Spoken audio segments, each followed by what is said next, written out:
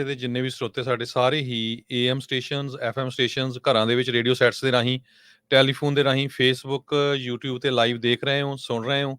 ਸਾਰਿਆਂ ਨੂੰ ਜੀ ਆਇਆਂ ਨੂੰ ਤੇ ਬਹੁਤ ਹੀ ਪਿਆਰ ਤੇ ਸਤਿਕਾਰ ਭਰੀ ਸਤਿ ਸ੍ਰੀ ਅਕਾਲ ਸਰੋਤਿਓ। ਅੱਜ ਸਤੰਬਰ ਦੀ 7 ਤਰੀਕ ਆ, ਦਿਨ ਸ਼ਨਿਚਰਵਾਰ ਆ ਤੇ ਤੁਹਾਡੇ ਨਾਲ ਸਵੇਰ ਦਾ ਅਪਡੇਟ ਇਮੀਗ੍ਰੇਸ਼ਨ ਪ੍ਰੋਗਰਾਮ ਲੈ ਕੇ ਹਾਜ਼ਰ ਹੋਏ ਆ। ਅੱਜ ਦੇ ਇਸ ਪ੍ਰੋਗਰਾਮ ਦੇ ਵਿੱਚ ਸਾਡੇ ਨਾਲ ਅਟਾਰਨੀ ਜੇ ਟਿਰਕੀਆਣਾ ਜੀ ਜੁੜਦੇ ਆ। ਜੀ ਆਇਆਂ ਨੂੰ ਪਿਆਰ ਭਰੀ ਸਤਿ ਸ੍ਰੀ ਅਕਾਲ। ਧੰਨਵਾਦ ਜੀ, ਸਤਿ ਸ਼੍ਰੀ ਅਕਾਲ ਜੀ ਸਾਰਿਆਂ ਨੂੰ। ਸਤਿ ਸ਼੍ਰੀ ਅਕਾਲ ਜੀ। ਤੇ ਸਰੋਤਿਓ, ਜਿਸ ਤਰ੍ਹਾਂ ਤੁਹਾਨੂੰ ਪਤਾ ਹੀ ਆ ਵੀ ਅੱਜ ਆਪਾਂ ਇਮੀਗ੍ਰੇਸ਼ਨ ਦੇ ਨਾਲ ਰਿਲੇਟਡ ਜਿਹੜੀਆਂ ਖਬਰਾਂ ਹੁੰਦੀਆਂ ਜਾਂ ਇਸ਼ੂਜ਼ ਆ ਉਹ ਡਿਸਕਸ ਕਰਦੇ ਹੁੰਦੇ ਆ। ਤੇ ਸਭ ਤੋਂ ਪਹਿਲਾਂ ਆਪਾਂ ਇਮੀਗ੍ਰੇਸ਼ਨ ਦਾ ਸ਼ੁਰੂ ਕਰਨ ਤੋਂ ਪਹਿਲਾਂ ਸਰੋਤਿਆਂ ਨੂੰ ਯਾਦ ਕਰਾਉਂਦੇ ਜਾਈਏ। ਜਿਸ ਤਰ੍ਹਾਂ ਆਪਾਂ ਕੱਲ੍ਹ ਵੀ ਭਾਈ ਜਸਵੰਤ ਸਿੰਘ ਖਾਲੜਾ ਹੋਣਾ ਦਾ ਸ਼ਹੀਦੀ ਦਿਨ ਸੀ। ਉਹਨਾਂ ਨੂੰ 6 ਸਤੰਬਰ ਨੂੰ ਕਿਡਨੈਪ ਕਰ ਲਿਆ ਗਿਆ ਸੀ ਉੱਥੇ ਦੀ ਪੁਲਿਸ ਵੱਲੋਂ, ਤੇ ਬਾਅਦ ਦੇ ਵਿੱਚ ਉਹਨਾਂ ਦਾ ਕਤਲ ਕਰ ਦਿੱਤਾ ਗਿਆ। ਉਹਨਾਂ ਨੂੰ ਯਾਦ ਕੀਤਾ। ਕੱਲ੍ਹ ਵੀ ਸਾਰੇ ਪ੍ਰੋਗਰਾਮ ਉਹਨਾਂ ਦੀ ਯਾਦ ਦੇ ਵਿੱਚ ਆਪਾਂ ਕੀਤੇ ਸੀ। ਅੱਜ ਸਵੇਰੇ ਵੀ ਜਿਹੜੇ ਢਾਡੀ ਵਾਰਾਂ ਤੁਸੀਂ ਸੁਣੀਆਂ ਹੀ ਹੋਣਗੀਆਂ, ਉਹਨਾਂ ਦੀ ਯਾਦ ਦੇ ਵਿੱਚ ਸੀਗੀਆਂ। ਮੇਰਾ ਇਸ ਜਿਹੜਾ ਪ੍ਰੋਗਰਾਮ ਆ ਇਹਦੇ ਵਿੱਚ ਭਾਈ ਜਸਵੰਤ ਸਿੰਘ ਖਾਲੜਾ ਜਿਹੜੇ ਬਹੁਤ ਵੱਡੇ ਹਿਊਮਨ ਰਾਈਟਸ ਐਕਟਿਵਿਸਟ ਹੋਏ ਹੈਗੇ ਆ, ਸਿੱਖ ਤਾਂ ਉਹਨਾਂ ਨੂੰ ਮਾਰਟਨ ਲੂਥਰ ਕਿੰਗ ਦੀ ਤਰ੍ਹਾਂ ਸਮਝਦੇ ਹੈਗੇ ਆ। ਉਹਨਾਂ ਦਾ ਡਿਸਕਸ ਕਰਨ ਦਾ ਇਹ ਮਕਸਦ ਹੈਗਾ ਵੀ ਜਦੋਂ ਉਹ ਕੈਨੇਡਾ ਦੀ ਪਾਰਲੀਮੈਂਟ ਦੇ ਵਿੱਚ ਆਏ ਤੇ ਉਹਨਾਂ ਨੇ ਕੈਨੇਡਾ ਦੇ ਵਿੱਚ ਪਾਰਲੀਮੈਂਟ ਦੇ ਵਿੱਚ ਜਦੋਂ ਬੋਲਿਆ ਵੀ 25,000 ਲਾਸ਼ਾਂ ਮੈਂ ਕਾਊਂਟ ਕਰ ਚੁੱਕਿਆ ਜਿਹੜੀਆਂ ਭਾਰਤ ਦੀ ਸਰਕਾਰ, ਉੱਥੇ ਦੀ ਪੁਲਿਸ ਨੇ ਖਪਾ ਦਿੱਤੀਆਂ ਆ। ਤੇ ਬਹੁਤ ਸਾਰੇ ਕੈਨੇਡਾ ਦੇ ਜਿਹੜੇ ਮੈਂਬਰ ਪਾਰਲੀਮੈਂਟ ਸੀ ਉਹਨਾਂ ਨੇ ਕਿਹਾ ਵੀ ਤੁਸੀਂ ਇੱਥੇ ਰਹਿ ਲਓ, ਪੋਲੀਟੀਕਲ ਅਸਾਈਲਮ ਕਰ ਸਕਦੇ ਹੋ। ਉਹ ਕਹਿੰਦੇ ਨਹੀਂ ਵੀ ਮੈਂ ਤਾਂ ਮੁੜ ਕੇ ਉੱਥੇ ਹੀ ਜਾਣਾ ਆ ਜਿੱਥੇ ਮੇਰੇ ਭਰਾਵਾਂ ਦੇ ਨਾਲ, ਮੇਰੀਆਂ ਭੈਣਾਂ ਦੇ ਨਾਲ ਇੰਨਾ ਕੁਛ ਹੋਇਆ ਹੈਗਾ। ਸੋ ਖਾਸ ਕਰਕੇ ਜਿਹੜੇ ਲੋਕ ਪੋਲੀਟੀਕਲ ਅਸਾਈਲਮ ਅਪਲਾਈ ਕਰਦੇ, ਬਹੁਤ ਵਾਰ ਇਹ ਇਸ਼ੂ ਡਿਸਕਸ ਵੀ ਹੋ ਸਕਦਾ ਆ। ਸੋ ਉਹਨਾਂ ਨੂੰ ਪਤਾ ਹੋਣਾ ਚਾਹੀਦਾ ਜ਼ਰੂਰ। ਭਾਈ ਜਸਵੰਤ ਸਿੰਘ ਖਾਲੜਾ ਹੋਣਾ ਦਾ ਜੋ ਵਿਕੀਪੀਡੀਆ ਤੇ ਗੂਗਲ ਤੇ ਜਾ ਕੇ ਸਰਚ ਜ਼ਰੂਰ ਕਰਿਆ ਕਰੋ ਇੱਕ ਵਾਰੀ। ਫਿਰ ਫਰਿਜ਼ਨੋ ਏਰੀਏ ਦੇ ਜਿੰਨੇ ਵੀ ਸਰੋਤੇ ਆ ਉਹਨਾਂ ਦਾ ਬਹੁਤ ਬਹੁਤ ਧੰਨਵਾਦ ਜਿਨ੍ਹਾਂ ਨੇ ਭਾਈ ਜਸਵੰਤ ਸਿੰਘ ਖਾਲੜਾ ਹੋਣਾ ਦੇ ਨਾਮ ਦੇ ਉੱਤੇ ਸ਼ਹੀਦ ਜਸਵੰਤ ਸਿੰਘ ਖਾਲੜਾ ਪਾਰਕ ਫਰਿਜ਼ਨੋ ਦੇ ਵਿੱਚ ਬਣਾਇਆ ਹੋਇਆ ਹੈਗਾ ਆ। ਇਹ ਕੁਝ ਸਾਲ ਪਹਿਲਾਂ ਜਿਹੜਾ ਆ ਉੱਥੇ ਜਸਵੰਤ ਸਿੰਘ ਖਾਲੜਾ ਹੋਣਾ ਦੇ ਨਾਮ ਦੇ ਉੱਤੇ ਪਾਰਕ ਸੈਟਅਪ ਕੀਤਾ ਗਿਆ ਸੀ। ਸੋ ਹਰ ਸਾਲ ਉਹਨਾਂ ਦੀ ਯਾਦ ਦੇ ਵਿੱਚ ਉੱਥੇ ਪ੍ਰੋਗਰਾਮ ਕੀਤਾ ਜਾਂਦਾ। ਇਸ ਸਾਲ ਵੀ 21 ਸਤੰਬਰ ਨੂੰ ਜਿਹੜੇ ਬਜ਼ੁਰਗ ਹੈਗੇ ਆ ਉਸ ਏਰੀਏ ਦੇ ਵਿੱਚ ਰਹਿੰਦੇ ਆ, ਉਹ ਪ੍ਰੋਗਰਾਮ ਉਹਨਾਂ ਦੀ ਯਾਦ ਦੇ ਵਿੱਚ ਕਰਦੇ ਆ। ਸੋ ਜਿੰਨੇ ਵੀ ਸਰੋਤੇ ਸਾਡੇ ਸੁਣ ਰਹੇ ਆ, 21 ਸਤੰਬਰ ਨੂੰ ਜ਼ਰੂਰ ਪਹੁੰਚਿਓ। ਉਹਨਾਂ ਦੀ ਬੇਟੀ ਨਵਕਿਰਨ ਕੌਰ ਤੇ ਉਹਨਾਂ ਦੇ ਵਾਈਫ ਵੀ ਉੱਥੇ ਪਹੁੰਚ ਰਹੇ ਹੈਗੇ ਆ ਜੀ। ਤੇ ਇਹਦੇ ਵਿੱਚ ਇੱਕ ਇਹ ਵੀ ਸੀਗਾ ਕਿ ਜਿਹੜੇ 2000 ਜਿਹੜੇ ਈਵਨ ਪੁਲਿਸ ਵਾਲੇ ਵੀ ਜਿਹੜੇ 2000 ਐਲੀਮੀਨੇਟ ਕੀਤੇ ਸੀਗੇ, 2000 ਪੁਲਿਸ ਵਾਲੇ ਵੀ ਮਾਰੇ ਸੀਗੇ ਕਿ ਜਿਹੜਾ ਕੋਆਪਰੇਟ ਨਹੀਂ ਕਰਦਾ ਸੀਗਾ, ਕੋਈ ਚੰਗਾ ਪੁਲਿਸ ਅਫਸਰ ਸੀਗਾ, ਉਹਦੀ ਵੀ ਜਿਹੜੀ ਐਕਸਟਰਾ ਜਿਹੜਾ ਕਾਨੂੰਨੀ ਦਾਇਰੇ ਤੋਂ ਬਾਹਰ ਜਾ ਕੇ ਜਿਹੜੀਆਂ ਮਰਡਰ ਜਿਹੜੇ ਕੀਤੇ ਸੀਗੇ ਉਹ ਸਾਰੇ ਬਾਰੇ ਇਹਨਾਂ ਨੇ ਜਿਹੜੀ ਇਨਵੈਸਟੀਗੇਸ਼ਨ ਸੀਗੀ ਅਨਫੋਲਡ ਕੀਤੀ ਸੀ। ਜੇ ਲੀਗਲੀ ਆਪਾਂ ਥੋੜਾ ਜਿਹਾ ਜਾਈਏ ਕਿ ਲੀਗਲ ਐਲੀਮੈਂਟ ਦੇ ਵਿੱਚ ਇਹ ਸੀਗਾ ਕਿ ਜਦੋਂ ਸੁਪਰੀਮ ਕੋਰਟ ਦੇ ਮੂਹਰੇ ਵੀ ਗਿਆ ਹੈ CBI ਸੁਬੀ ਰਾਹੀਂ ਕੇਸ ਜਦੋਂ ਗਿਆ ਸੀਗਾ Pritpal Singh versus state of Punjab, ਤੇ ਉਹਦੇ ਵਿੱਚ ਉਹਨਾਂ ਨੇ ਜਦੋਂ ਸਾਰਾ ਕੁਝ ਸਾਹਮਣੇ ਆਇਆ ਤੇ ਉਹਨਾਂ ਨੇ ਇਹੀ ਟਰਮ ਕੀਤਾ ਸੀਗਾ ਕਿ ਇਹ ਬਹੁਤ ਇੱਕ ਵੱਡੇ ਹਿਊਮਨ ਰਾਈਟ ਐਕਟਿਵਿਸਟ ਸੀਗੇ। ਤੇ ਜਦੋਂ ਕੈਨੇਡਾ ਦੇ ਵਿੱਚ ਸੀਗੇ ਤੇ ਕਹਿੰਦੇ ਆ ਕਿ ਉਹਨਾਂ ਨੂੰ ਕਹਿੰਦੇ ਸੀਗੇ ਕਿ ਨਹੀਂ ਤੁਸੀਂ ਨਾ ਜਾਓ ਉੱਥੇ ਤੇ ਏਦਾਂ ਹੋ ਸਕਦਾ, ਤੇ ਉਹ ਕਹਿੰਦੇ ਨਹੀਂ ਮੈਂ ਕਿਹੜਾ ਕੁਛ ਗਲਤ ਕੀਤਾ, ਮੈਂ ਤਾਂ ਇੱਕ ਹਿਊਮਨ ਰਾਈਟ ਐਕਟਿਵਿਸਟ ਹੀ ਆ ਕਿ ਏਦਾਂ ਮੇਰੇ ਨਾਲ ਨਹੀਂ ਹੋ ਸਕਦਾ। ਪਰ ਫਿਰ ਵੀ ਇਹ ਸਾਰਾ ਕੁਝ ਜਿਹੜਾ ਹੋਇਆ ਤੇ ਜਿਹੜੀ ਯੰਗ ਜਨਰੇਸ਼ਨ ਉਹ ਕਈ ਵਾਰੀ ਜਿਹੜਾ ਹੁਣ ਕੀ ਆ ਕਿ ਹਰੇਕ ਜਿਹੜੀ ਸਾਡੇ ਵਰਗੇ ਵੀ ਜਿਹੜੇ ਅੱਗੇ ਨਵੀਆਂ ਪੀੜ੍ਹੀਆਂ ਜਿਹੜੀਆਂ ਆਉਂਦੀਆਂ, ਆਪਾਂ ਉਹ ਕਹਿੰਦੇ ਆ ਨਾ ਕਹਾਵਤ ਆ ਕਿ you stand on shoulder of giant, ਕਿ ਜਿਹੜੇ ਤੁਹਾਡੇ ਤੋਂ ਪਹਿਲੇ ਜਿਹੜੇ ਗਏ ਆ ਉਹ ਬਹੁਤ ਕੁਛ ਕਰਕੇ ਗਏ ਆ, ਬਣਾ ਕੇ ਗਏ ਆ, ਤੇ ਉਹਨਾਂ ਦੀਆਂ ਜਿਹੜੀਆਂ ਮਿਹਨਤਾਂ ਸਦਕਾ, ਉਹਨਾਂ ਦੇ ਉਪਰਾਲਿਆਂ ਸਦਕਾ ਜਿਹੜਾ ਅਗਲੀਆਂ ਜਨਰੇਸ਼ਨਾਂ ਵਾ ਉਹ ਸਾਹ ਲੈਂਦੀਆਂ। ਤੇ ਜ਼ਰੂਰ ਇਹਨਾਂ ਨੂੰ ਯਾਦ ਕਰਨਾ ਚਾਹੀਦਾ, ਨਵੀਂ ਜਨਰੇਸ਼ਨ ਨੂੰ ਜ਼ਰੂਰ ਸਾਰਾ ਪਤਾ ਕਰਨਾ ਚਾਹੀਦਾ ਕਿ ਕੌਣ ਸਾਡਾ ਕੀ ਇਤਿਹਾਸ ਆ, ਕੌਣ ਸਾਡੇ ਜਿਹੜੇ ਸੂਰਮੇ ਹੋਏ ਨੇ, ਤੇ ਇਹ ਵੀ ਇੱਕ ਉਹਨਾਂ ਦੇ ਵਿੱਚੋਂ ਦੀ ਸੂਰਮੇ ਸੀਗੇ ਜੀ। ਸੋ ਇੱਕ ਵਾਰੀ ਸਰੋਤਿਆਂ ਨੂੰ ਦੱਸਦੇ ਜਾਈਏ ਵੀ ਅੱਜ ਅਸੀਂ ਜਿਹੜੀਆਂ ਕਾਲਸ ਆ ਉਹ ਨਹੀਂ ਲੈ ਸਕਦੇ ਹੈਗੇ ਕਿਉਂਕਿ ਅਟਾਰਨੀ ਜੇ ਟਿਰਕੀਆਣਾ ਜੀ ਬਿਜ਼ੀ ਹੈਗੇ ਆ। ਤੇ ਬਹੁਤ ਸਾਰੇ ਜਿਹੜੇ ਸਾਡੇ ਸਰੋਤੇ ਆ ਉਹ ਕਮੈਂਟ ਵੀ ਕਰ ਰਹੇ ਆ, ਕਹਿੰਦੇ ਵੀ ਮੇਰਾ ਵਕੀਲ ਕੋਈ ਹੋਰ ਆ, ਪਰ ਮੈਂ ਹਰ ਸ਼ਨੀਵਾਰ ਤੁਹਾਨੂੰ ਸੁਣਦਾ ਆ। ਸੋ ਉਹਨਾਂ ਸਾਰਿਆਂ ਦਾ ਧੰਨਵਾਦ। ਸੋ ਆਪਾਂ ਇਮੀਗ੍ਰੇਸ਼ਨ ਵੱਲ ਚੱਲੀਏ ਤੇ ਅਮਰੀਕਾ ਦੇ ਵਿੱਚ ਜੀ ਸਭ ਤੋਂ ਜਿਹੜਾ ਮੇਨ ਟੌਪਿਕ ਆ ਉਹ ਹੁਣ ਇਹ ਬਣਿਆ ਹੋਇਆ ਆ ਵੀ ਕੈਨੇਡਾ ਬਾਰਡਰ ਜਿਹੜਾ ਆ ਇਹ ਹੁਣ ਪ੍ਰੈਫਰਡ ਚੁਆਇਸ ਬਣਿਆ ਹੋਇਆ, ਨਾ ਕਿ ਮੈਕਸੀਕੋ ਦਾ ਬਾਰਡਰ। ਜੀ ਬਿਲਕੁਲ। ਤੇ ਸਾਰਿਆਂ ਨੂੰ ਹੁਣ ਪਤਾ ਹੀ ਹੈ, ਇਹਦੇ ਵਿੱਚ ਕੋਈ ਸੀਕ੍ਰੇਟ ਨਹੀਂ ਹੈ। ਤੇ ਕਾਫੀ ਗਿਣਤੀ ਤੋਂ ਲੋਕੀ ਜਿਹੜੇ ਆ ਰਹੇ ਆ, ਤੇ 2-3 ਚੀਜ਼ਾਂ ਜਿਹੜੀਆਂ ਡਿਸਟਰਬਿੰਗ ਉਹ ਇਹ ਹੈ ਕਿ ਕਈ ਵਾਰੀ ਉੱਥੋਂ ਚੱਲਣ ਲੱਗੇ ਜਿੱਦਾਂ ਮੌਂਟਰੀਅਲ ਤੋਂ ਜਾਂ ਟੋਰਾਂਟੋ ਤੋਂ, ਤੇ ਆਪਾਂ ਵੇਖ ਰਹੇ ਹਾਂ ਕਿ ਸੋਸ਼ਲ ਮੀਡੀਆ ਤੇ ਵੀਡੀਓ ਆ ਰਹੀਆਂ ਕਿ ਗੱਡੀ 'ਚ ਬੰਦੇ ਬੈਠੇ ਆ ਤੇ ਏਜੰਟਸ ਦੀ ਜਿਹੜਾ ਕਿ ਫਲਾਣੇ ਬੰਦੇ ਨੇ ਸੇਫ ਜਿਹੜਾ ਪਹੁੰਚਾਇਆ, ਤੇ ਏਜੰਟ ਦਾ ਵੀ ਨਾਮ ਤੇ ਫੋਨ ਨੰਬਰ, ਉਹ ਸਾਰੀਆਂ ਚੀਜ਼ਾਂ ਜਿਹੜੀਆਂ ਹੁੰਦੀਆਂ।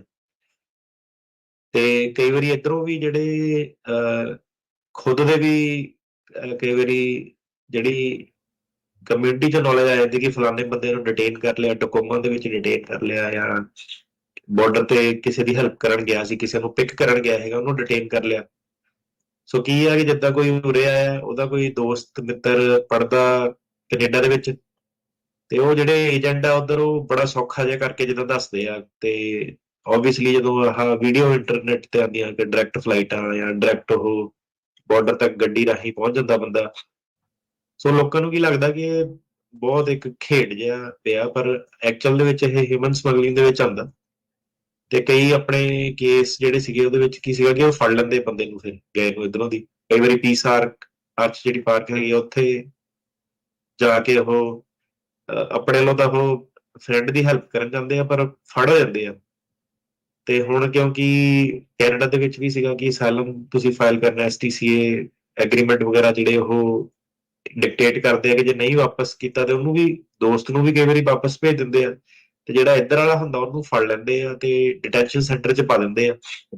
ਤੇ ਫਿਰ ਜੇਲ੍ਹ 'ਚ ਹੀ ਬੰਦਾ ਰਹਿੰਦਾ, 2-3 ਮਹੀਨਿਆਂ ਬਾਅਦ ਉਹਦੀ ਫਾਈਨਲ ਤਰੀਕ ਪੈ ਜਾਂਦੀ ਆ, ਤੇ ਉਹ 2-3 ਮਹੀਨਿਆਂ 'ਚ ਫਿਰ ਦੇਖੋ ਜੇਲ੍ਹ 'ਚ ਬਹਿ ਕੇ ਤੇ ਕੇਸ ਪ੍ਰਿਪੇਅਰ ਕਰਨਾ ਵੀ ਬੜਾ ਔਖਾ। ਤੇ ਕਈ ਵਾਰੀ ਜੱਜਸ ਵੀ ਜਿਹੜੇ ਆ ਉਹ ਸਟ੍ਰਿਕਟ ਹੋ ਜਾਂਦੇ ਆ, ਤੇ ਹਿਊਮਨ ਸਮਗਲਿੰਗ ਦਾ ਜਿਹੜਾ, ਏਲੀਅਨ ਸਮਗਲਿੰਗ ਦਾ ਜਿਹੜਾ ਚਾਰਜ ਉਹ ਲੱਗਦਾ। ਤਾਂ ਸਭ ਤੋਂ ਪਹਿਲਾਂ ਤਾਂ ਇਹ ਹੈ ਕਿ ਜਿਹੜੇ ਇੱਧਰ ਆ, ਪਲੀਜ਼ ਕਿਸੇ ਦੀ ਵੀ ਕਿਸੇ ਕਿਸਮ ਦੀ ਬਾਰਡਰ ਟੱਪਣ ਦੇ ਵਿੱਚ, ਉਹਨਾਂ ਨੂੰ ਰਾਈਡ ਦੇਣ ਦੇ ਵਿੱਚ, ਉਹਦੇ ਵਿੱਚ ਹੈਲਪ ਨਾ ਕਰੋ, ਕਿਉਂਕਿ ਤੁਸੀਂ ਪ੍ਰੋਬਲਮ 'ਚ ਆ ਸਕਦੇ ਆ। ਤੇ ਈਵਨ ਇੱਕ ਰਿਐਲਿਟੀ ਦੇ ਵਿੱਚ ਇਹ ਹੈ ਕਿ ਜੇ ਸਿਟੀਜ਼ਨ ਵੀ ਬੰਦਾ ਨਾ, ਉਹ ਵੀ ਰਾਈਡ ਦਿੰਦਾ, ਏਦਾਂ ਕਰਦਾ, ਉਹਨੂੰ ਵੀ ਪ੍ਰੋਬਲਮ ਪੈ ਜਾਂਦੀ ਆ। ਤੇ ਐਕਚੁਅਲ ਦੇ ਵਿੱਚ ਕਾਫੀ ਲੋਕਾਂ ਨੇ ਰਿਪੋਰਟ ਵੀ ਕੀਤਾ ਸਾਨੂੰ ਕਿ ਉਹਨਾਂ ਨੂੰ ਜੇਲ੍ਹ ਟਾਈਮ ਵੀ ਇਹਦੇ ਵਿੱਚ ਵੇਖਣਾ ਪਿਆ। 18-18 ਮਹੀਨੇ ਦੀ ਜੇਲ੍ਹ ਵੀ ਜਿਹੜੀ ਉਹ ਲੱਗ ਜਾਂਦੀ ਆ, ਤੇ ਜਿਹੜਾ ਜ਼ਿਆਦਾ ਵੀ ਲੱਗ ਸਕਦੀ ਆ। ਹੁਣ ਮੈਂ ਕ੍ਰਿਮੀਨਲ ਲਾਇਰ ਤਾਂ ਨਹੀਂ, ਪਰ ਕਾਫੀ ਜਿਹੜੇ ਪ੍ਰੋਬਲਮੈਟਿਕ ਇਹ ਜਿਹੜੀ ਆ ਸਿਨੈਰੀਓ ਬਣਿਆ ਹੋਇਆ। ਤੇ ਜਿੱਦਾਂ ਤੁਸੀਂ ਕਹਿੰਦੇ ਹੋ ਕਿ ਹਜ਼ਾਰਾਂ 'ਚ ਲੋਕੀ ਜਿਹੜੇ ਆ ਰਹੇ ਆ, ਤੇ ਉਹ ਜਿਹੜੇ ਸੀਗੇ ਹੁਣ ਵੀਡੀਓ 'ਚ ਆਪਾਂ ਵੇਖੀਦਾ ਕਿ ਪ੍ਰੋਟੈਸਟ ਵਗੈਰਾ ਵੀ ਸਟੂਡੈਂਟ ਕਰ ਰਹੇ ਆ ਕਿ ਸਾਨੂੰ ਰੱਖਿਆ ਨਹੀਂ, ਪ੍ਰੋਗਰਾਮ ਜਿਹੜਾ ਅੱਗੇ ਵਧਾਇਆ ਨਹੀਂ ਕੈਨੇਡਾ ਦੇ ਵਿੱਚ। ਤਾਂ ਆਪਾਂ ਸਮਝਦੇ ਹਾਂ ਕਿ ਕਾਫੀ ਜਿਹੜੇ ਹਾਲਾਤ ਔਖੇ ਆ, ਤੇ ਕਾਫੀ ਜਿਹੜਾ ਤੁਹਾਡਾ ਰਹਿਣਾ ਉੱਥੇ ਔਖਾ, ਪਰ ਜੀ ਜਿਹੜੀ ਗਾਈਡੈਂਸ ਆ ਉਹ ਤੁਹਾਨੂੰ ਸਹੀ ਗਾਈਡੈਂਸ ਦੇਵਾਂਗੇ। ਕੋਈ ਏਦਾਂ ਨਹੀਂ ਕਿ ਇਹਦੇ ਵਿੱਚ ਉਵੇਂ ਬੰਦਾ ਕਹੀ ਜਾਵੇ ਕਿ ਨਹੀਂ ਜੀ ਅਮਰੀਕਾ ਏਦਾਂ, ਅਮਰੀਕਾ ਓਦਾਂ। ਸਭ ਤੋਂ ਪਹਿਲੀ ਗੱਲ ਤਾਂ ਇਹ ਹੈ ਕਿ ਸੇਫ ਥਰਡ ਕੰਟਰੀ ਜਿਹੜੀ ਐਗਰੀਮੈਂਟ ਆ, ਉਹਦੇ ਹਿਸਾਬ ਨਾਲ ਜਿਹੜੀ ਕੈਨੇਡਾ ਤੇ US ਦੇ ਵਿੱਚ ਹੈਗੀ ਆ, ਉੱਥੇ ਜਿਹੜਾ ਤੁਹਾਡਾ ਅਸਾਈਲਮ, ਜੇ ਕੋਈ ਪੋਲੀਟੀਕਲ ਅਸਾਈਲੀ ਹੈਗਾ, ਜਿਹਨੂੰ ਜੇ ਕੋਈ ਇਹ ਕਲੇਮ ਕਰਦਾ US ਦੇ ਵਿੱਚ ਆ ਕੇ ਕਿ ਉਹਨੂੰ ਕੋਈ ਖਤਰਾ ਸੀਗਾ ਆਪਣੀ ਕੰਟਰੀ ਤੋਂ, ਤਾਂ ਉਹ ਕਹਿੰਦੇ ਕਿ ਪਹਿਲਾਂ ਤੁਸੀਂ ਕੈਨੇਡਾ ਦੇ ਵਿੱਚ ਜਿਹੜਾ ਅਸਾਈਲਮ ਉਹ ਫਾਈਲ ਕਰਨਾ, ਤੇ ਉਹਦਾ ਡਿਸੀਜਨ ਜਿਹੜਾ ਉਹ ਵੇਖਣਾ ਆਪਾਂ ਕੀ ਆਉਂਦਾ। ਜੇ ਤੁਸੀਂ ਇਦਾਂ ਨਹੀਂ ਕਰਦੇ, ਤੁਸੀਂ ਅਸਾਈਲਮ ਦੇ ਲਈ ਇਨਐਲੀਜੀਬਲ ਆ ਜੇ ਤੁਸੀਂ 2 ਨੰਬਰ ਦੇ ਵਿੱਚ ਬਾਰਡਰ ਤੇ ਆਉਂਦੇ ਆ। ਸੋ ਜਿਹੜੀ ਐਗਰੀਮੈਂਟ ਹੈ ਇਹਦੇ ਬਾਰੇ ਲੋਕਾਂ ਨੂੰ ਪਤਾ ਨਹੀਂ। ਏਜੰਟ ਜਿਹੜੇ ਆ ਉਹ ਬੜਾ ਈਜ਼ੀ ਜਿਹਾ ਕਰਕੇ ਦੱਸ ਦਿੰਦੇ ਆ ਕਿ ਚੱਲ ਜੇ ਕੈਨੇਡਾ ਨਹੀਂ ਤੇ US ਤੁਹਾਡੀ ਗੱਲ ਬਣ ਜੂਗੀ, ਹਨਾ। ਸੋ ਤੁਸੀਂ ਇਹ ਵੇਖਣਾ ਕਿ ਇਹ ਜਿਹੜੇ ਹੁਣ ਐਗਰੀਮੈਂਟਸ ਆ, ਤੇ ਸਪੈਸ਼ਲੀ ਜਿਹੜੇ ਈਵਨ ਮੈਕਸੀਕੋ ਬਾਰਡਰ ਤੋਂ ਵੀ ਆ ਰਹੇ ਆ, ਮੈਕਸੀਕੋ ਬਾਰਡਰ ਜਿਹੜੇ ਸਦਰਨ ਬਾਰਡਰ ਤੋਂ ਮੈਕਸੀਕੋ ਬਾਰਡਰ ਤੋਂ ਆ ਰਹੇ ਆ, ਉਹਨਾਂ ਦੇ ਉੱਤੇ CLP ਸਰਕਮਲੇਸ਼ਨ of lawful pathway, CLP ਜਿਹੜੀ ਲੱਗਦੀ ਹੈ ਕਿ ਤੁਸੀਂ ਮੈਕਸੀਕੋ 'ਚ ਬਾਰਡਰ ਅਸਾਈਲਮ ਅਪਲਾਈ ਕਿਉਂ ਨਹੀਂ ਕੀਤਾ। ਸੋ ਇਹ ਜਿਹੜੇ 2 ਰੂਲ ਆ, ਕੈਨੇਡਾ ਦੇ ਬਾਰਡਰ ਤੇ ਮੈਕਸੀਕੋ ਦੇ ਬਾਰਡਰ ਤੇ, ਇਹਦੇ ਵਿੱਚ ਤੇ ਬੰਦਾ ਸਿੱਧੇ ਤੇ ਸਿੱਧੇ ਇਨਐਲੀਜੀਬਲ ਹੋ ਜਾਂਦਾ ਅਸਾਈਲਮ ਫਾਈਲ ਕਰਨ ਲਈ। ਜੇ ਉਹਨੇ ਫਾਈਲ ਨਹੀਂ ਕੀਤਾ ਤੇ ਇਹਦੀਆਂ ਕੁਛ ਇੱਕ ਐਕਸੈਪਸ਼ਨਸ ਹੈਗੀਆਂ, ਪਰ ਉਹ ਕਾਫੀ ਜਿਹੜੀਆਂ ਨਾ ਹਾਰਡ ਆ ਐਕਸੈਪਸ਼ਨਸ। ਇੰਨਾ ਈਜ਼ੀ ਨਹੀਂ ਹੈਗਾ ਉਹ ਐਕਸੈਪਸ਼ਨਸ ਤੋਂ ਬਚਣਾ। ਤੇ ਕੋਈ ਇਹਦੇ ਵਿੱਚ ਅਜੇ ਖਾਸ ਜੀ ਸਰਕਟ ਕੋਡ ਤੋਂ ਜਾਂ ਕਿਸੇ ਨੂੰ ਉਸ ਲੈਵਲ ਤੱਕ ਅਜੇ ਚੈਲੰਜ ਹੋਇਆ ਨਹੀਂ, ਕਿਉਂਕਿ ਰੈਲੇਟਿਵਲੀ ਨਵਾਂ ਰੂਲ ਸੀਗਾ। ਤੇ ਇਮੀਗ੍ਰੇਸ਼ਨ ਲਾਇਰਸ ਜਿਹੜੇ ਹੁੰਦੇ ਉਹਦਾ ਸਕੋਪ ਜਿਹੜਾ ਇਮੀਗ੍ਰੇਸ਼ਨ ਕੋਰਟ ਤੱਕ ਰਹਿੰਦਾ।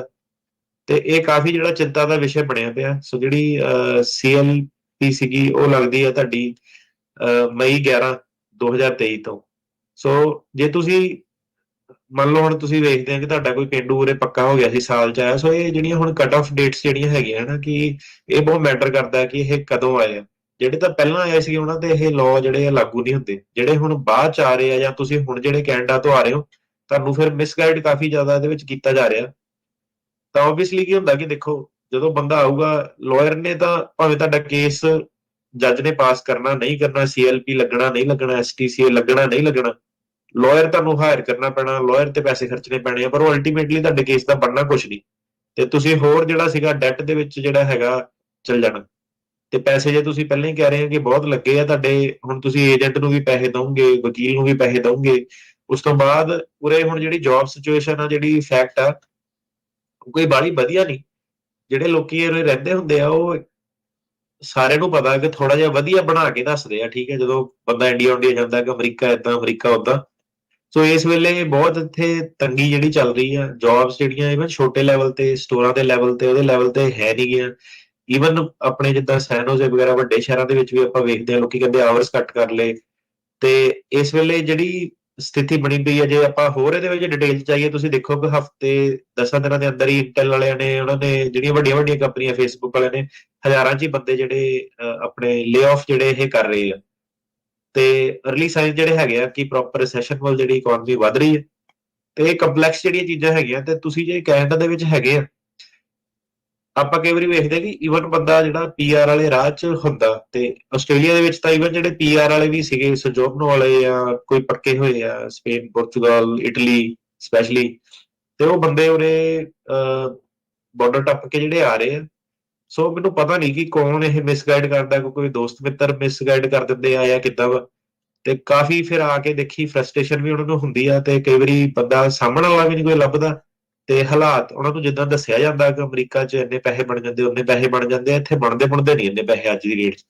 2 ਸਾਲਾਂ ਬਾਅਦ ਹਾਲਾਤ ਸੁਧਰ ਗਏ, ਕੁਝ ਕਹਿ ਨਹੀਂ ਸਕਦੇ। ਜਿਹੜੇ 2 ਸਾਲ ਪਹਿਲਾਂ ਹਾਲਾਤ ਸੀਗੇ ਕਿ ਕੋਵਿਡ ਦੇ ਟਾਈਮ ਤੇ ਬਹੁਤ ਲੋਕਾਂ ਨੇ ਪੈਸੇ ਬਣਾਏ, ਉਹ ਵਾਲੇ ਹਾਲਾਤ ਹੁਣ ਹੈ ਨਹੀਂ। ਉਦੋਂ ਮਨੀ ਇਹਨਾਂ ਨੇ ਡਿਸਟ੍ਰੀਬਿਊਟ ਕੀਤਾ ਸੀ ਅਮਰੀਕੀਆਂ ਨੂੰ, ਤੇ ਸਾਰਿਆਂ ਦੀ ਜਿਹੜੀ ਖਰਚਾ ਵਧਿਆ ਸੀਗਾ, ਤੇ ਹਰੇਕ ਚੀਜ਼ ਟੌਪ ਤੇ ਸੀਗੀ। ਤੇ ਹੁਣ ਉਹ ਵਾਲੇ ਹਾਲਾਤ ਨਹੀਂ। ਸੋ ਇਹਨੂੰ ਤੁਸੀਂ ਜਿਹੜੀ ਸਾਰੀ ਚੀਜ਼ ਇਹਨਾਂ ਨੂੰ ਭਾਵੇਂ ਦੁਬਾਰਾ ਸੁਣੋ, ਉਹਨੂੰ ਫਿਰ ਵੇਖ ਕੇ ਕਹੋ ਕਿ ਤੁਹਾਨੂੰ ਕੋਈ ਵਕੀਲ ਕਿਉਂ ਕਹੂਗਾ ਕਿ ਭਾਈ ਨਾ ਆਓ ਇੱਥੇ, ਹਨਾ। ਤੇ ਤੁਹਾਡਾ ਇੱਥੇ ਆ ਕੇ ਜਿਹੜਾ ਤੁਸੀਂ ਆਪਣੇ ਕੈਨੇਡਾ ਦੀ ਵੀ ਓਪਰਚੁਨਿਟੀ ਜਿਹੜੀ ਖਰਾਬ ਕਰਨੀ ਆ। ਤੁਸੀਂ ਜੇ ਉੱਥੇ ਪੱਕੇ ਹੋ ਜਾਂਦੇ ਆ, ਤੁਸੀਂ E2 ਰਾਹੀਂ ਹੋਰ ਜਿਹੜੇ ਤਰੀਕਿਆਂ ਰਾਹੀਂ ਅਮਰੀਕਾ ਦੇ ਵਿੱਚ ਆ ਸਕਦੇ ਆ। ਜੇ ਤੁਸੀਂ ਕੈਨੇਡੀਅਨ ਸਿਟੀਜ਼ਨ ਬਣ ਜਾਓ, ਤੁਹਾਡਾ ਬਹੁਤ ਸਾਰਾ ਰਾਸਤਾ ਜਿਹੜਾ ਖੁੱਲ ਜਾਂਦਾ। ਤੇ ਯੰਗ ਬੰਦੇ ਆ ਤੁਸੀਂ ਸਾਰੇ, ਹਨਾ, ਆਪਣੀ ਇੱਕ ਮੌਕਾ ਜਿਹਾ ਹੀ ਹੁੰਦਾ ਬੰਦੇ ਕੋਲ। ਤੇ ਜੇ ਕੱਚਾ ਰਹਿ ਜਾਵੇ, ਤੁਹਾਡੇ 10-15 ਸਾਲ ਏਦਾਂ ਨਿਕਲ ਗਏ ਹਨਾ ਅਮਰੀਕਾ ਦੇ ਵਿੱਚ, ਤੇ ਉਹ ਕਾਫੀ ਲੌਂਗ ਲਾਈਫ ਵਾਲੇ ਜਿਹੜੇ ਤੁਹਾਡੇ ਉਹਦੇ ਰਿਜ਼ਲਟ ਜਿਹੜੇ ਉਹਦੇ ਉੱਤੇ ਹੋਣੇ ਆ। ਬੰਦਾ ਫਰਸਟ੍ਰੇਟ ਵੀ ਹੋ ਜਾਂਦਾ ਬਾਅਦ ਜਦੋਂ ਲੇਟਰ 30s ਦੇ ਵਿੱਚ ਜਾਂਦਾ, ਕਿ ਜੇ ਪੱਕਾ ਨਾ ਹੋ ਗਿਆ ਹਨਾ। ਤੇ ਹੁਣ ਬੰਦਾ ਸੋਚਦਾ, ਯੰਗ ਬੰਦਾ, ਕਿ ਚੱਲ ਬੈਗ ਪੈਕ ਕੀਤਾ ਤੇ ਇੱਧਰ ਚਲੀਏ ਉੱਧਰ ਚਲੀਏ। ਸੋ ਇਹ ਚੀਜ਼ ਨੂੰ ਤੁਸੀਂ ਪਲੀਜ਼ ਧਿਆਨ ਨਾਲ ਸੋਚੋ। ਆਪਣਾ ਜਿਹੜਾ ਕੈਨੇਡਾ ਵਾਲਾ ਉਹ ਖਰਾਬ ਨਾ ਕਰੋ। ਜਿਹੜੀ ਗੱਲ ਰਹੀ ਸਟੂਡੈਂਟ ਪ੍ਰੋਟੈਸਟ ਕਰਦੇ ਆ ਕੈਨੇਡਾ ਦੇ ਵਿੱਚ, ਹਨਾ, ਜਦੋਂ ਆਪਾਂ ਸਟੂਡੈਂਟ ਉਰੇ ਆਏ ਸੀਗੇ, ਤੇ ਸਟੂਡੈਂਟ ਦੀ ਇੱਕ ਰਿਕੁਆਇਰਮੈਂਟ ਹੁੰਦੀ ਹੈ ਕਿ ਤੁਸੀਂ ਜਦੋਂ ਪਹਿਲਾਂ ਆਣਾ, ਤੁਸੀਂ ਨਾਨ ਇਮੀਗ੍ਰੈਂਟ ਹੈਗੇ ਆ, ਉਹ ਤੁਹਾਨੂੰ ਨਾ ਉੱਥੇ ਵੀਜ਼ੇ ਦੇ ਜਦੋਂ ਤੁਸੀਂ ਕਰਦੇ, ਤੁਹਾਨੂੰ ਪਹਿਲਾਂ ਹੀ ਦੱਸਦੇ ਆ ਕਿ ਤੁਹਾਨੂੰ ਸਿਟੀਜ਼ਨ ਵਾਂਗੂ ਹੱਕ ਨਹੀਂ ਹੈਗੇ, ਤੁਹਾਨੂੰ ਪ੍ਰਿਵਿਲੇਜ ਆ, ਮਤਲਬ ਕਿ ਤੁਹਾਨੂੰ ਆਪਾਂ ਇਜਾਜ਼ਤ ਦਿੱਤੀ ਆ, ਤੇ ਤੁਸੀਂ ਇੱਥੇ ਇੱਕ ਗੈਸਟ ਦੇ ਵਾਂਗੂ ਜਿਹੜੇ ਆਏ ਆ। ਤੇ ਉਹ ਚੀਜ਼ ਨੂੰ ਆਪਣੇ ਸਮਝੋ। ਤੇ ਸਮਝਣਾ ਉਹਨੂੰ ਕਿਉਂ, ਕਿਉਂਕਿ ਉਹੀ ਕਾਨੂੰਨ ਦੀ ਜਿਹੜੀ ਪੋਜੀਸ਼ਨ ਹੈ, ਉਹੀ ਜਿਹੜੀ ਸਹੀ ਪੋਜੀਸ਼ਨ ਆ, ਕਿ ਤੁਸੀਂ ਉਹਨੂੰ ਸਮਝੋ ਕਿ ਤੁਹਾਡੇ ਜਿਹੜੇ ਰਾਈਟਸ ਆ ਕੀ ਹੈਗੇ ਆ ਤੇ ਕੀ ਨਹੀਂ ਹੈਗੇ ਆ, ਕਿਹੜੇ ਧਰਨਿਆਂ ਦਾ ਤੁਹਾਨੂੰ ਫਾਇਦਾ ਹੋਣਾ, ਕਿਹੜੇ ਧਰਨਿਆਂ ਦਾ ਤੁਹਾਨੂੰ ਫਾਇਦਾ ਨਹੀਂ ਹੋਣਾ। ਜਿਹੜੇ ਸਟੂਡੈਂਟ ਆ ਟੈਂਪਰੇਰੀ ਵਿਜ਼ਿਟਰ ਵਾਂਗੂ ਜਿੱਦਾਂ ਹੁੰਦਾ, ਕਿ ਉਹਨਾਂ ਦਾ ਇੰਟੈਂਟ ਇਹ ਹੁੰਦਾ ਕਿ ਸਾਡੇ ਕੋਲ ਫੀਸ ਹੈਗੀ ਆ, ਕਿਉਂਕਿ ਐਮਬੈਸੀਆਂ ਦੇ ਵਿੱਚ ਤੁਸੀਂ ਸ਼ੋਅ ਕਰਕੇ ਆਉਂਦੇ ਆ, ਉੱਥੇ ਤੁਸੀਂ ਦਿਖਾ ਕੇ ਆਉਂਦੇ ਆ ਕਿ ਇਹ ਖਰਚਾ ਤੁਸੀਂ ਝੱਲ ਸਕਦੇ ਆ, ਤੁਹਾਡੇ ਘਰ ਦੇ ਝੱਲ ਸਕਦੇ ਆ, ਹਨਾ। ਕਿਉਂਕਿ ਉਹ ਵੀਜ਼ਾ ਨਹੀਂ ਦਿੰਦੇ, ਹਨਾ। ਆਪਾਂ ਨੂੰ ਪਤਾ ਕਿ ਜਦ ਤੱਕ ਜਿਹੜੀ ਅਮਾਊਂਟ ਆ, ਡਾਲਰ ਅਮਾਊਂਟ, ਉਹ ਮੀਟ ਨਹੀਂ ਹੁੰਦੀ, ਉਹ ਤੁਹਾਨੂੰ ਵੀਜ਼ਾ ਨਹੀਂ, ਸਟੂਡੈਂਟ ਵੀਜ਼ਾ ਲਗਾਉਂਦੇ। ਤੇ ਉਹਦੇ ਬੇਸ ਤੇ ਹੁਣ ਜੇ ਤੁਹਾਡਾ ਪ੍ਰੋਗਰਾਮ ਖਤਮ ਹੋ ਗਿਆ, ਜਾਂ ਗਵਰਨਮੈਂਟ ਨੇ ਕਿਹਾ ਕਿ ਨਹੀਂ, ਅੱਗੇ ਤੁਹਾਨੂੰ ਗ੍ਰੀਨ ਕਾਰਡ ਦਾ ਜਾਂ ਉਹਦਾ ਰਾਹ ਨਹੀਂ ਦੇਣਾ, ਤੇ ਜ਼ਰੂਰੀ ਨਹੀਂ ਕਿ ਹਰ ਬੰਦਾ ਧਰਨੇ ਦੇ ਵਿੱਚ ਜਿਹੜਾ ਸਪੀਕਰ ਤੇ ਬੋਲ ਰਿਹਾ ਕਿ ਬਸ ਉਹ ਲੋਕਾਂ ਦੇ ਅੱਗੇ ਬੋਲ ਰਿਹਾ ਉਹ ਸਹੀ ਹੋਵੇ। ਜਿਹੜੀ ਤੁਹਾਡੀ ਪੋਜੀਸ਼ਨ ਉਹ ਇਹ ਆ ਕਿ ਜਿਹੜੀ ਕੋਈ ਸਰਕਾਰ ਨੇ ਤੁਹਾਡੇ ਨਾਲ ਐਗਰੀਮੈਂਟ ਜੀ ਨਹੀਂ ਕੀਤਾ ਸੀਗਾ ਕਿ ਤੁਹਾਨੂੰ ਉਹਨਾਂ ਨੇ ਗ੍ਰੀਨ ਕਾਰਡ ਦੇਣਾ ਜਾਂ ਪੱਕੇ ਰਾਹੇ ਪਾਣਾ। ਜੇ ਤੁਹਾਡਾ ਇਹ ਹੁਣ ਸਾਡੇ ਜਦੋਂ ਆਪਾਂ ਆਏ ਸੀਗੇ 2007-8 ਦੀ ਵੇਵ ਦੇ ਵਿੱਚ, ਸਾਡੇ ਨਾਲ ਵੀ ਜਿਹੜੇ ਕਈ ਦੋਸਤ ਸੀਗੇ, ਕੋਈ ਆਸਟ੍ਰੇਲੀਆ ਗਿਆ ਸੀਗਾ, ਕੋਈ ਕੈਨੇਡਾ ਗਿਆ ਸੀਗਾ, ਉਹਨਾਂ ਨੂੰ ਵੀ ਉਦੋਂ ਕੀ ਸੀਗਾ ਕਿ ਇੱਕ ਪ੍ਰੋਗਰਾਮ ਕਈ ਵਾਰੀ ਪੁਆਇੰਟ ਸਿਸਟਮ ਦੇ ਵਿੱਚ ਹੁੰਦਾ ਸੀਗਾ ਤੇ ਉਹਨਾਂ ਨੂੰ ਲੱਗਦਾ ਸੀਗਾ ਕਿ ਉਹਨਾਂ ਦੇ 2 ਮਹੀਨੇ ਬਾਅਦ ਪੱਕੇ ਹੋ ਜਾਣਾ। ਗਵਰਨਮੈਂਟ ਜਿਹੜੀ ਸੀਗੀ ਉਹ ਪ੍ਰੋਗਰਾਮ ਦੇ ਪੁਆਇੰਟ ਕੈਂਸਲ ਕਰ ਦਿੰਦੀ ਸੀ, ਉਹਨਾਂ ਨੂੰ ਫਿਰ 2 ਸਾਲ ਬਾਅਦ ਸਕੂਲ ਜਾਣਾ ਪੈਂਦਾ ਸੀਗਾ। ਤੇ ਕਈ ਲੋਕ ਤਾਂ ਏਦਾਂ ਕਰਕੇ ਕਿੱਥੇ ਉਹਨਾਂ ਨੇ 2 ਸਾਲ ਦੀ ਪੜ੍ਹਾਈ ਕਰਨੀ ਸੀ, ਉਹਨਾਂ ਨੂੰ 10 ਸਾਲਾਂ ਦੀ ਪੜ੍ਹਾਈ ਜਿਹੜੀ ਕਰਨੀ ਪੈ ਗਈ ਸੀ ਉਹਨਾਂ ਟਾਈਮਾਂ ਦੇ ਵਿੱਚ। ਸੋ ਇਹ ਕੋਈ ਨਵੀਂ ਚੀਜ਼ ਨਹੀਂ, ਇਹ ਪੁਰਾਣੀ ਕਾਫੀ ਚਿਰ ਤੋਂ ਜਿਹੜੀ ਚੀਜ਼ ਜਿਹੜੀ ਚੱਲਦੀ ਆ ਰਹੀ ਹੈ। ਪੱਕੇ ਹੋਣਾ ਏਦਾਂ ਕੋਈ ਸੌਖਾ ਨਹੀਂ ਹੁੰਦਾ। ਤੇ ਹੁਣ ਇਸ ਵੇਲੇ ਜਿਹੜਾ ਅਮਰੀਕਾ ਦਾ ਸੀਗਾ ਅਸਾਈਲਮ ਵਾਲਾ ਜਿਹੜਾ ਰੂਲ ਜਿਹੜੇ ਹੈਗੇ ਆ, ਰੈਗੂਲੇਸ਼ਨਸ ਜਿਹੜੀਆਂ ਹੈਗੀਆਂ, ਉਹ ਬਹੁਤ ਸਟ੍ਰਿਕਟ ਇਹਨਾਂ ਨੇ ਕਰ ਦਿੱਤੀ ਕਿਉਂਕਿ ਲੋਕ ਬਹੁਤ ਜ਼ਿਆਦਾ ਜਿਹੜੇ ਆ ਰਹੇ ਆ। ਕੈਨੇਡਾ ਦੇ ਵਿੱਚ ਇੱਕ ਖਬਰ ਆਈ ਸੀ ਕਿ ਇੱਕ ਕਾਲਜ ਦੀ ਖਬਰ ਸੀਗੀ, ਨਾਮ ਨਹੀਂ ਮੈਂ ਲਊਂਗਾ, ਉਹ ਕਹਿੰਦੇ ਕਿ ਬਹੁਤ ਅਲਾਰਮਿੰਗ ਰੇਟ ਤੇ ਕਿ 80-90% ਕਾਲਜ ਤੇ ਉਹਨਾਂ ਨੇ ਲੋਕਾਂ ਨੇ ਅਸਾਈਲਮ ਫਾਈਲ ਕਰ ਦਿੱਤਾ ਸੀਗਾ ਸੇਮ ਫੈਕਟ ਪੈਟਰਨ ਦੇ ਉੱਤੇ। ਤੇ ਬਾਕੀ ਤੁਸੀਂ ਆਪ ਲਗਾ ਲਓ ਕਿ ਕੋਈ ਉਹਨਾਂ ਨੂੰ ਏਜੰਟ ਲੱਭ ਗਿਆ ਹੋਣਾ ਜਾਂ ਕਿੱਦਾਂ ਦਾ, ਉਹਨਾਂ ਨੇ ਸੇਮ ਹੀ ਸਾਰਿਆਂ ਦੀਆਂ ਐਗਜ਼ੈਕਟਲੀ ਉਹੀ। ਹੁਣ ਜਦੋਂ ਆਪਾਂ ਕੋਰਟਸ ਦੇ ਵਿੱਚ ਜਾਂਦੇ ਆ, ਇਮੀਗ੍ਰੇਸ਼ਨ ਕੋਰਟ ਦੇ ਵਿੱਚ, ਪਿਛਲੇ ਹਫਤੇ ਦੀ ਗੱਲ ਆ, ਸਰਕਾਰੀ ਵਕੀਲ ਜਿਹੜੇ ਹੈਗੇ ਉਹ ਸਾਰੀਆਂ ਕੰਟਰੀਆਂ ਕੰਡੀਸ਼ਨ ਜਿਹੜੀਆਂ ਹੈਗੀਆਂ ਇਹ ਜਿਹੜੇ ਇੱਥੇ ਆਪਾਂ ਕੇਸ ਲੜੀਦਾ ਉਹ ਚ ਪੇਸ਼ ਕਰਦੇ ਆ ਕਿ ਕੈਨੇਡਾ ਚ ਏਦਾਂ ਹੋਇਆ, ਇੱਥੇ ਏਦਾਂ ਹੋਇਆ, ਇਹਨੇ ਏਦਾਂ ਕਿਹਾ। ਉਹ ਇਵਨ ਹੁਣ ਇਸ ਹੱਦ ਤੱਕ ਜਾਂਦੇ ਆ ਕਿ ਇੱਕ ਉਹਨੇ NPR ਜਿਹੜਾ ਸੀਗਾ, ਨੈਸ਼ਨਲ ਪਬਲਿਕ ਰੇਡੀਓ, ਕਾਫੀ ਕ੍ਰੈਡੀਬਲ ਇੱਥੇ ਜਿਹੜਾ ਚੈਨਲ ਹੈਗਾ, ਉਹਦੇ ਵਿੱਚ ਉਹਨਾਂ ਨੇ ਇੱਕ ਸੈਗਮੈਂਟ ਕਵਰ ਜੀ ਕੀਤੀ ਸੀਗੀ ਜਿਹਦੇ ਵਿੱਚ ਕਿ ਕੋਈ ਬਜ਼ੁਰਗ ਬੰਦੇ ਸੀਗੇ ਉੱਥੇ ਇੰਡੀਆ ਦੇ ਵਿੱਚ ਤੇ ਉਹਨਾਂ ਨੇ ਆਪਣੇ ਪੋਤੀ ਦੀ ਫੋਟੋ ਜਿਹੜੀ ਫੜੀ ਸੀਗੀ ਹੱਥ 'ਚ ਆਪਣੇ, ਤੇ ਉਹਨਾਂ ਨੂੰ ਇੰਟਰਵਿਊ ਕਰਦੇ ਸੀਗੇ ਤੇ ਹੁਣ ਉਹਨਾਂ ਨੂੰ ਬਜ਼ੁਰਗਾਂ ਨੂੰ ਕੀ ਪਤਾ, ਉਹ ਪੁੱਛਦੇ ਸੀਗੇ ਕਿ ਤੁਹਾਡੀਆਂ ਜਿੱਦਾਂ ਹੁਣ ਹਵੇਲੀਆਂ ਵਾਲੀਆਂ ਇੱਥੇ ਘਰ-ਘੁਰ ਖਾਲੀ ਪਏ ਆ, ਤੇ ਉਹ ਬਜ਼ੁਰਗ ਕਹਿੰਦੇ ਹਾਂ ਸਾਰਾ ਕੁਝ ਸਾਡੇ ਕੋਲ ਸਹੀ ਸੀਗਾ ਤੇ ਜਿਹੜਾ ਮੇਰਾ ਮੁੰਡਾ ਨੌਂ ਤੇ ਜਵਾਕ ਇਹਨਾਂ ਨੇ ਮੈਨੂੰ ਦੱਸਿਆ ਨਹੀਂ ਤੇ ਸਿੱਧੇ ਹੀ ਜਿਹੜਾ ਸੀਗਾ ਉਹਨਾਂ ਨੇ ਏਜੰਟ ਏਜੰਟ ਰਾਹੀਂ ਬਾਹਰ ਦਾ ਜਿਹੜਾ ਉਹ ਬਣਾ ਲਿਆ ਤੇ ਸਾਡੀ ਚੰਗੀ ਭਲੀ ਖੁਸ਼ਹਾਲ ਜਿਹੜੀ ਲਾਈਫ ਸੀਗੀ। ਕੋਈ ਇੰਟਰਵਿਊ ਉਹਨਾਂ ਨੇ ਹੁਣ ਜਾ ਕੇ ਫੀਲਡ ਤੇ ਆਲਰੇਡੀ ਕੀਤੀਆਂ ਕਿ ਘਰਦਿਆਂ ਤੋਂ ਦਾਦਿਆਂ ਤੋਂ ਪੁੱਛਿਆ, ਉਹ ਕਹਿੰਦੇ ਕਿ ਚੰਗੇ ਭਲੇ ਜਿਹੜੇ ਸੀਗੇ ਬਿਨਾਂ ਦੱਸੇ ਮੈਨੂੰ, ਬਿਨਾਂ ਮੇਰੀ ਪਰਮਿਸ਼ਨ ਲਏ, ਤੇ ਸਿਰਫ ਇਹੀ ਦੱਸਿਆ ਕਿ ਹੁਣ ਵੀਜ਼ਾ ਜਿਹੜਾ ਲੱਗ ਗਿਆ। ਤੇ ਉਹਨਾਂ ਨੂੰ ਪੁੱਛਿਆ ਕਿ ਤੁਹਾਡੇ ਹਿਸਾਬ ਨਾਲ ਕਿਉਂ ਗਏ ਆ, ਤਾਂ ਉਹ ਕਹਿੰਦੇ ਕਿ ਇੱਥੇ ਆਰਥਿਕ ਸਥਿਤੀ ਜਿਹੜੀ ਵਧੀਆ ਨਹੀਂ ਸੀਗੀ ਕਹਿੰਦੇ। ਤੇ ਬਜ਼ੁਰਗ ਕਹਿੰਦੇ ਕਿ ਮੈਨੂੰ ਲੱਗਦਾ ਕਿ ਜਿਹੜੀ ਸਥਿਤੀ ਆ ਉਹ ਵਧੀਆ ਸੀਗੀ, ਇਹਨਾਂ ਨੂੰ ਜਾਣਾ ਨਹੀਂ ਚਾਹੀਦਾ ਸੀਗਾ, ਹਨਾ। ਸੋ ਏਦਾਂ ਦੇ ਜਿਹੜੇ ਗਰਾਊਂਡ ਲੈਵਲ ਵਾਲੇ ਜਿਹੜੇ ਆਰਟੀਕਲ ਆ, ਹੁਣ ਜਿਹੜੀਆਂ ਇੱਥੇ ਦੀਆਂ ਸਰਕਾਰਾਂ ਅਮਰੀਕਨ ਜਿਹੜੇ DHS ਆ ਉਹ ਪੇਸ਼ ਕਰਨ ਲੱਗ ਪਈ। ਹੁਣ ਜਿਹੜਾ ਕੀ ਹੈ ਕਿ ਕੈਲੀਫੋਰਨੀਆ, ਸੈਂਟਾ ਐਨਾ ਜਿਹੜੇ ਆਲੇ ਕੋਰਟ ਆ, ਇਹਦੇ ਵਿੱਚ ਜਿਹੜਾ ਸਿਸਟਮ ਆ ਹੋਰ ਹਿਸਾਬ ਦਾ। ਨਿਊਯਾਰਕ ਵਗੈਰਾ ਜਿਹੜਾ ਥੋੜਾ ਜਿਹਾ ਕੋਰਟਸ ਜਿਹੜੇ ਆ ਹੋਰ ਹਿਸਾਬ ਨਾਲ ਜਿਹੜੇ ਚੱਲਦੇ ਆ, ਇੱਥੇ ਤਾਂ ਕਾਫੀ ਜਿਹੜੇ ਡੀਟੇਲ ਹੁਣ ਜਿਹੜੇ ਸਪੈਸ਼ਲੀ ਜਿਹੜਾ ਹੁਣ ਦੇਖਿਆ ਜਾਵੇ ਸੈਂਟਾਨਾ ਦਾ ਕੋਰਟ, ਤੇ ਉਹਦੇ ਵਿੱਚ ਉਹਨਾਂ ਨੇ ਈਵਨ ਆਪਣੇ ਹੁਣ ਜਿਹੜੀ ਦੱਸਿਆ ਕਿ ਆਪਾਂ ਟ੍ਰੇਨਿੰਗ ਦੇਣੀ ਸ਼ੁਰੂ ਕਰਤੀ ਹੈ ਬਾਰਡਰ ਤੇ। ਸਾਡੇ ਜਿਹੜੇ ਅਫਸਰਾਂ ਨੂੰ ਪਹਿਲਾਂ ਪਤਾ ਨਹੀਂ ਸੀਗਾ, ਲੋਕੀ ਬਹੁਤ ਜ਼ਿਆਦਾ ਜਿਹੜੇ ਅੰਦਰ ਆ ਗਏ ਸੀ। ਹੁਣ ਜਦੋਂ ਤੋਂ ਆਪਾਂ ਟ੍ਰੇਨਿੰਗ ਦਿੱਤੀ ਆ ਤੇ 70-80% ਕੇਸ ਜਿਹੜੇ ਆਪਾਂ ਉੱਥੇ ਹੀ ਜਿਹੜੇ ਰਿਜੈਕਟ ਕਰ ਦਈਦੀ ਆ ਜਾਂ ਬੰਦੇ ਵਾਪਸ ਮੋੜ ਦਈਦੇ ਆ। ਤੇ ਅੱਗੇ ਅੱਗੇ ਹੋਰ ਜਿਹੜਾ ਸਟ੍ਰਿਕਟ ਹੋਣਾ, ਤਾਂ ਕਰਕੇ ਇਹੀ ਹੈ ਕਿ ਇਹਨੂੰ ਪਲੀਜ਼ ਤੁਸੀਂ ਕੰਸੀਡਰ ਕਰੋ। ਜੇ ਤੁਹਾਨੂੰ ਲੱਗਦਾ ਕਿ ਕੈਨੇਡਾ ਆ ਕੇ ਤੁਸੀਂ ਗਲਤ ਸਟੈਪ ਲਿਆ, ਗਲਤ ਕਾਲਜ 'ਚ ਗਏ ਆ, ਤੁਸੀਂ ਇੱਧਰ ਨੂੰ ਆ ਕੇ ਇੱਕ ਹੋਰ ਗਲਤ ਸਟੈਪ ਨਾ ਲਓ, ਤੁਸੀਂ ਉਧਰ ਹੀ ਆਪਣੀ ਜਿਹੜੀ ਓਪਰਚੁਨਿਟੀ ਦੇਖੋ ਕਿ ਹੋਰ ਜੇ ਕੋਈ ਉੱਥੇ ਵਧੀਆ ਕਾਲਜ ਆ ਜਾਂ ਕੁਛ ਆ, ਉੱਥੇ ਤੁਸੀਂ ਸੈੱਟ ਹੋ ਸਕਦੇ ਆ, ਨਹੀਂ ਹੋ ਸਕਦੇ।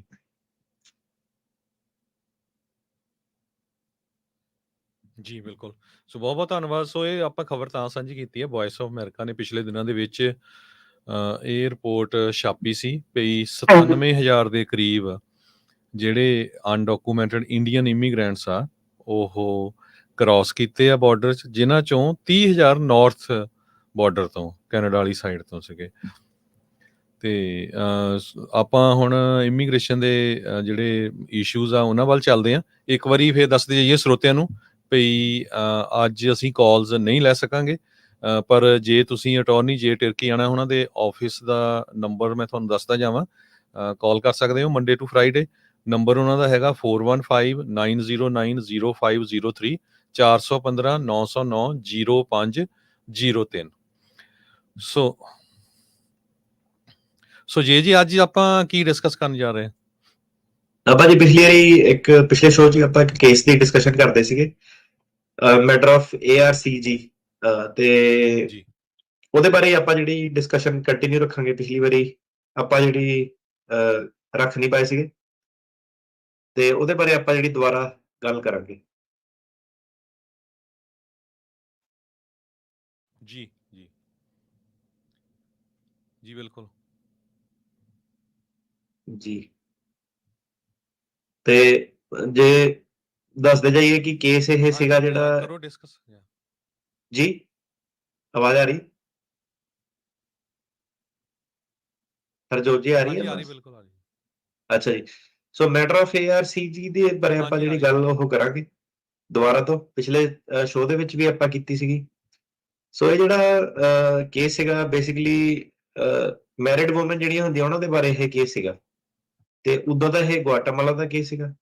ਤੇ ਕੇਸ ਜਿਹੜਾ ਉਸ ਬਾਰੇ ਸੀਗਾ ਕਿ ਜੇ ਕਿਸੇ ਦਾ ਜੀ, ਵਿਆਹ ਹੋਇਆ ਤੇ ਉਹ ਆਪਣੇ ਰਿਲੇਸ਼ਨਸ਼ਿਪ ਨੂੰ ਛੱਡ ਨਹੀਂ ਸਕਦੇ, ਉਹ ਮਜਬੂਰ ਆ, ਤੇ ਉਹਨਾਂ ਦਾ ਕੋਈ ਧੱਕਾ ਉਹਦੇ ਵਿੱਚ ਹੁੰਦਾ ਕਿ ਉਹ ਪਾਰਟਿਕੂਲਰ ਸੋਸ਼ਲ ਗਰੁੱਪ ਬਣ ਸਕਦਾ ਆਪਣੇ ਆਪ ਦੇ ਵਿੱਚ ਕਿ ਨਹੀਂ ਬਣ ਸਕਦਾ। ਇਸ ਚੀਜ਼ ਬਾਰੇ ਜਿਹੜਾ ਉਹ ਕੇਸ ਸੀਗਾ। ਤੇ ਜਿਹੜਾ ਕੇਸ ਸੀਗਾ ਇਹਦੇ ਵਿੱਚ ਇਮੀਗ੍ਰੇਸ਼ਨ ਜੱਜ ਨੇ ਜਿਹੜਾ 2009 ਦੇ ਵਿੱਚ ਕੇਸ ਡਿਨਾਈ ਕਰਤਾ ਸੀਗਾ। ਉਹਨੇ ਕਿਹਾ ਸੀਗਾ ਕਿ ਸਾਰਾ ਕੁਝ ਜਿਹੜਾ ਜੀ, ਰਿਸਪੋਂਡੈਂਟ ਜਿਹੜਾ ਏਲੀਅਨ ਹੁੰਦਾ ਉਹਨੇ ਸਾਰਾ ਕੁਝ ਸਹੀ ਬੋਲਿਆ। ਪਰ ਉਹਦੇ ਸਹੀ ਬੋਲਣ ਦੇ ਬਾਵਜੂਦ ਵੀ ਉਹ ਕਹਿੰਦੇ ਸਾਨੂੰ ਡਾਊਟ ਨਹੀਂ, ਸਾਨੂੰ ਲੱਗਦਾ ਕਿ ਸਾਰਾ ਕੁਝ ਜੋ ਇਹਨੇ ਕਿਹਾ ਸੱਚ ਆ, ਪਰ ਇੱਕ ਪਾਰਟਿਕੂਲਰ ਸੋਸ਼ਲ ਗਰੁੱਪ ਨਹੀਂ ਬਣਦਾ। ਤੇ ਉਹ ਮੰਨ ਗਏ ਕਿ ਇਹ ਡੋਮੈਸਟਿਕ ਵਾਇਲੈਂਸ ਇਹਨਾਂ ਹੋਈ ਆ।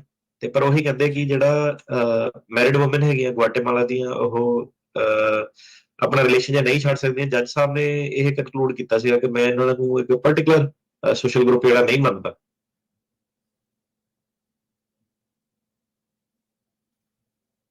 ਜੀ।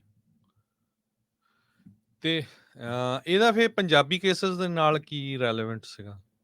ਤਾਂ ਪੰਜਾਬੀ ਕੇਸਿਸ ਦੇ ਨਾਲ ਇਹਦਾ ਰੈਲੇਵੈਂਸ ਇਹ ਹੈ ਕਿ ਹੁਣ ਭਾਵੇਂ ਕੇਸ ਗੁਆਟਾਮਾਲਾ ਦਾ ਹੋਵੇ, ਸੇਮ ਥਿੰਗ ਭਾਵੇਂ ਕੇਸ ਪੰਜਾਬ ਦਾ ਹੋਵੇ, ਜਿਹੜੇ ਜਿਹੜੀਆਂ ਰੂਲ ਰੈਗੂਲੇਸ਼ਨ ਜਾਂ ਕੋਈ ਵੀ ਜਿਹੜੇ ਕੇਸ ਦੇ ਵਿੱਚ ਉਹਦੀ ਪ੍ਰੈਸੀਡੈਂਟ ਬਣਦਾ, ਮਤਲਬ ਕਿ ਕੋਈ ਵੀ ਕੇਸ ਦੇ ਵਿੱਚ ਜਿਹੜਾ ਫੈਸਲਾ ਲਿਆ ਜਾਂਦਾ ਉਹ ਹੋਰਨਾਂ ਕੇਸਾਂ ਨੂੰ ਵੀ ਜਿਹੜਾ ਇਫੈਕਟ ਉਹ ਕਰਦਾ। ਤੇ ਜਿਹੜੇ ਸਾਡੇ ਪੰਜਾਬੀ ਕੇਸਿਸ ਆ, ਸਪੈਸ਼ਲੀ ਜਿਹੜੇ ਫੀਮੇਲਸ ਦੇ ਕੇਸਿਸ ਆ, ਤੇ ਉਹਦੇ ਵਿੱਚ ਹੁਣ ਕੰਮ ਕਰਕੇ ਸਾਨੂੰ ਇਹੀ ਪਤਾ ਲੱਗਾ ਕਿ ਭਾਵੇਂ ਇਮੀਗ੍ਰੇਸ਼ਨ ਕਦੋਂ ਦੀ ਇੱਥੇ ਚੱਲਦੀ ਆ ਰਹੀ ਹੈ, 80-90 ਦੇ ਵਿੱਚੋਂ ਦੀ ਲੋਕ ਜਿਹੜੇ ਆ ਰਹੇ ਆ, ਪਰ ਜਿਹੜੇ ਫੀਮੇਲ ਵਾਲੇ ਜਿਹੜੇ ਕੇਸ ਆ, ਡੋਮੈਸਟਿਕ ਵਾਇਲੈਂਸ ਵਾਲੇ ਜਿਹੜੇ ਕੇਸ ਆ, ਉਹਦੇ ਬਾਰੇ ਬਾਲਾ ਕੋਈ ਆਪਣੀ ਕਮਿਊਨਿਟੀ ਨੂੰ ਨੌਲੇਜ ਜਿਹੜੀ ਜਾਣਕਾਰੀ ਨਹੀਂ ਹੈਗੀ। ਈਵਨ ਜਿਹੜੇ ਇੰਟਰਪ੍ਰੇਟਰ ਥੱਲੇ ਜਿਹੜੇ ਕੋਈ ਕਈ ਵਾਰੀ ਬੰਦਾ ਇਦਾਂ ਦੇ ਬੰਦਿਆਂ ਕੋਲ ਫਸ ਜਾਂਦਾ ਕਿ ਉਹ ਵਕੀਲ ਨਹੀਂ ਹੁੰਦੇ ਆ, ਉਹ ਵੀ ਕੋਈ ਜਿਹੜਾ ਡੋਮੈਸਟਿਕ ਵਾਇਲੈਂਸ ਦੇ ਕੇਸਾਂ ਦੇ ਵਿੱਚ ਖਾਸ ਜਿਹੜਾ ਕੰਮ ਨਹੀਂ ਕਰਦੇ ਤੇ ਨੌਲੇਜ ਵੀ ਨਹੀਂ ਉਹਨਾਂ ਨੂੰ ਹੁੰਦੀ ਆ।